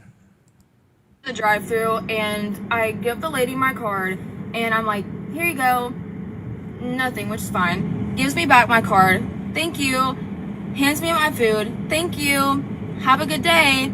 Not a word. Like, she did not speak a word. And this happens to me every single time that I go through the drive-thru or I'm in the checkout line at a store, and it's only around people my age. Why are we so weird? Guys, why are we weird? Why are we acting like it's our first day on earth? I don't know why this bothers me so much, but why is it that only our age group from like 19 to 23, 24, why do y'all not know how to speak? It really drives me crazy. And I don't love small talk, but like I like to talk to like show appreciation for whatever the other person is doing for me. Even if it's something small or like in their job description, and of course they're gonna do it. But like, I'm sorry that I care a little bit, and then whenever I actually make a side conversation, people look at me like I am insane. Like I'm clinically insane. Like, why are you speaking to me right now? And oh my gosh, it upsets me. I don't know if it's because like I work in healthcare and like I'm just used to having side conversations and small talk and, you know, having like the social skills in that area. But guys, you 18 to like 24-year-olds, we need to do better because our brains act fried. Like So I want to share that just as one example, another huge rabbit hole, of course, we can all go down. I've done other shows on this, but it's the effect of everything on these young generations right here. And it's not all of them. Like this young lady's got her stuff together, but you know, it's a lot of them, man. Like the programming is heavy, and it just makes sense for the times we're in. And you know, unfortunately, you know, perhaps easier controlled also for once we enter that. And it seems like we're moving more and more into that. You know, the taking time, right? Where they really start just taking. You know, they don't care anymore. Let's check this out. Who needs to hear this? But I am so tired of pretending like this all feels normal. Lately, I feel like I spend my whole day walking around in public trying to figure out if I can say what I'm actually thinking. It blows my mind how many people are acting like nothing is happening, just going about their daily lives. I was at a community event. You know, shaking hands, smiling, doing the normal thing. And someone says, everything seems to be going really great lately. And for a second, I almost answer honestly. I almost say, is it? Or are we all just white knuckling our way through whatever fresh hell is happening today? But I don't. I nod, I give a professional answer. Yeah. We're just doing our best. And then we smile and move on. But the second that conversation ends, my brain is already spiraling because I can feel how thin that moment was, how close it was to being real. Instead, we just keep performing normal. We move on to the next polite conversation like we're all not feeling this shared sense of something is very wrong. And honestly, that is what is exhausting. Not just what's happening, but the energy it takes to pretend it isn't. I catch myself doing these little tests all day, dropping comments, watching reactions, trying to figure out who else feels it. And I am so tired of answering, "How are you?" with, All right, I'll go ahead and stop there. I thought, and that's the last clip. So let me take a look at what we got on chat over here. Look at that, man. 940 something people, man. Thank you guys so very much. Sorry I didn't take a break earlier and say hi to you, but wonderful to have you here, man. It's a real blessing and always cool to hang out with you on a Friday night. Thanks for sharing your very precious time with me, man. That does mean so much. Of course, thank you, Tamara, for all you do. Thanks for your kind messages and animations you guys sent tonight. Appreciate all of them. And shout out to my members always, my Subscribe family there as well. But yeah, man, let me jump over here with you guys off of this very last clip. But I think that's a good compilation, putting forth the point. I always say it as, you know, leaving this age, you know, moving into the final age, the fifth age. I could have titled it that, but I don't think it'd mean as much to most people. So we're sticking with this.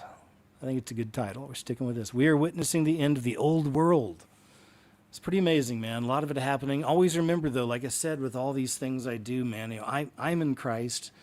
So I can put out things that people in the world may think are scary or fear, cause fear and things like that, but they're not to me. It's truthful information, the best I can do. I'm not perfect at all. I've definitely made mistakes. But, doing the best you can, putting things together, trying to understand the mysteries, trying to put the puzzles together, which is this whole world. And here we see all of these awesome, amazing, obvious signs that the shift is here, big time. And we're moving into it no matter what. So remember, there's no fear when you're in Christ. If you haven't accepted that free gift of salvation, please do. Confess with your mouth, ask to be saved. Believe in your heart that the Creator came here in the flesh, lived a perfect life, died a horrible, brutal death, was buried, resurrected 3 days later, ascended to heaven. He's coming back for his bride. He's coming back to finish this whole system forever. It's going to change it. It's bringing a sword, not hugs. But please choose him if you haven't, my friend, okay? Really. And just thanks again, all of you, man. Great to see you all. I'm going to say a quick prayer, too.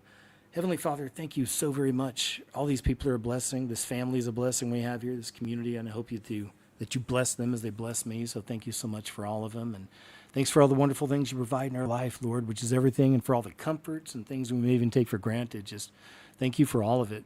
Thanks for having our back, and please continue to guide us and help us in this crazy world and to understand things, through your eyes. And just see things clearer, to stay safe out there. Please keep us all protected, as we know spiritual warfare is really crazy out there right now. So thank you for that. And just please help us all to help you and help the kingdom while we're here in whichever way you choose. So thank you. I pray we're all found worthy to escape the things coming upon this earth. We love you, and in Jesus' name I pray, amen. All right, thanks you guys for letting me do that. Appreciate you. All right, so coming up next, don't forget, if you haven't seen it yet, I dropped a brand new video earlier today, several hours ago, so please go check that out. Got the show we just did right here. So good having you. And then tomorrow at 2 p.m. Central Standard, of course, KJ's What Happened Live. Plenty to share there, and I can't wait to hang out with you once again. Jumping over here to the chat for a little bit. And then, of course, Monday over on a Mean Green on Grumble, 2 p.m. Central Standard, under KJ Osborne. I'll be having my uncensored KJ's What Happened show, and then next week we'll move on to everything else, all things working out as we hope they do. And we'll see, right? Good to see you, Celia, Jola, Edie Gray, ARW, Tina, Believe in Love, Kava Redeemed, Awestruck Canuck, it's a great name, Ciro, Annie Dove, Coulter, JS, John Mirth, good to see you, John, Bodie Pearland, Discerna, Electric Camel, Denise, Dawn, Tappy, I like that, Tappy, what's your name? I'm Tappy. Tappy Tibbin, that's a good one. Andrea, great to see you. Thank you again, too. Appreciate it. Thanks, of course, anybody sends anything to the P.O. Box. There's always a P.O. Box below, and thank you for all who have sent things, and appreciate it. Just mentioned that because somebody here had sent something out for Chubbs recently, which is very sweet. I guess that's about it, you guys. We'll wrap it up there. I'll let you go for the evening because, like I said, we'll be back tomorrow at 2 p.m. Central Standard. So thanks once again so much for hanging out, man. Stay cool out there. Love you all in Christ, all right? And thanks again, Tamara, of course. And then I'll see you all tomorrow, all right? Take care. Thanks.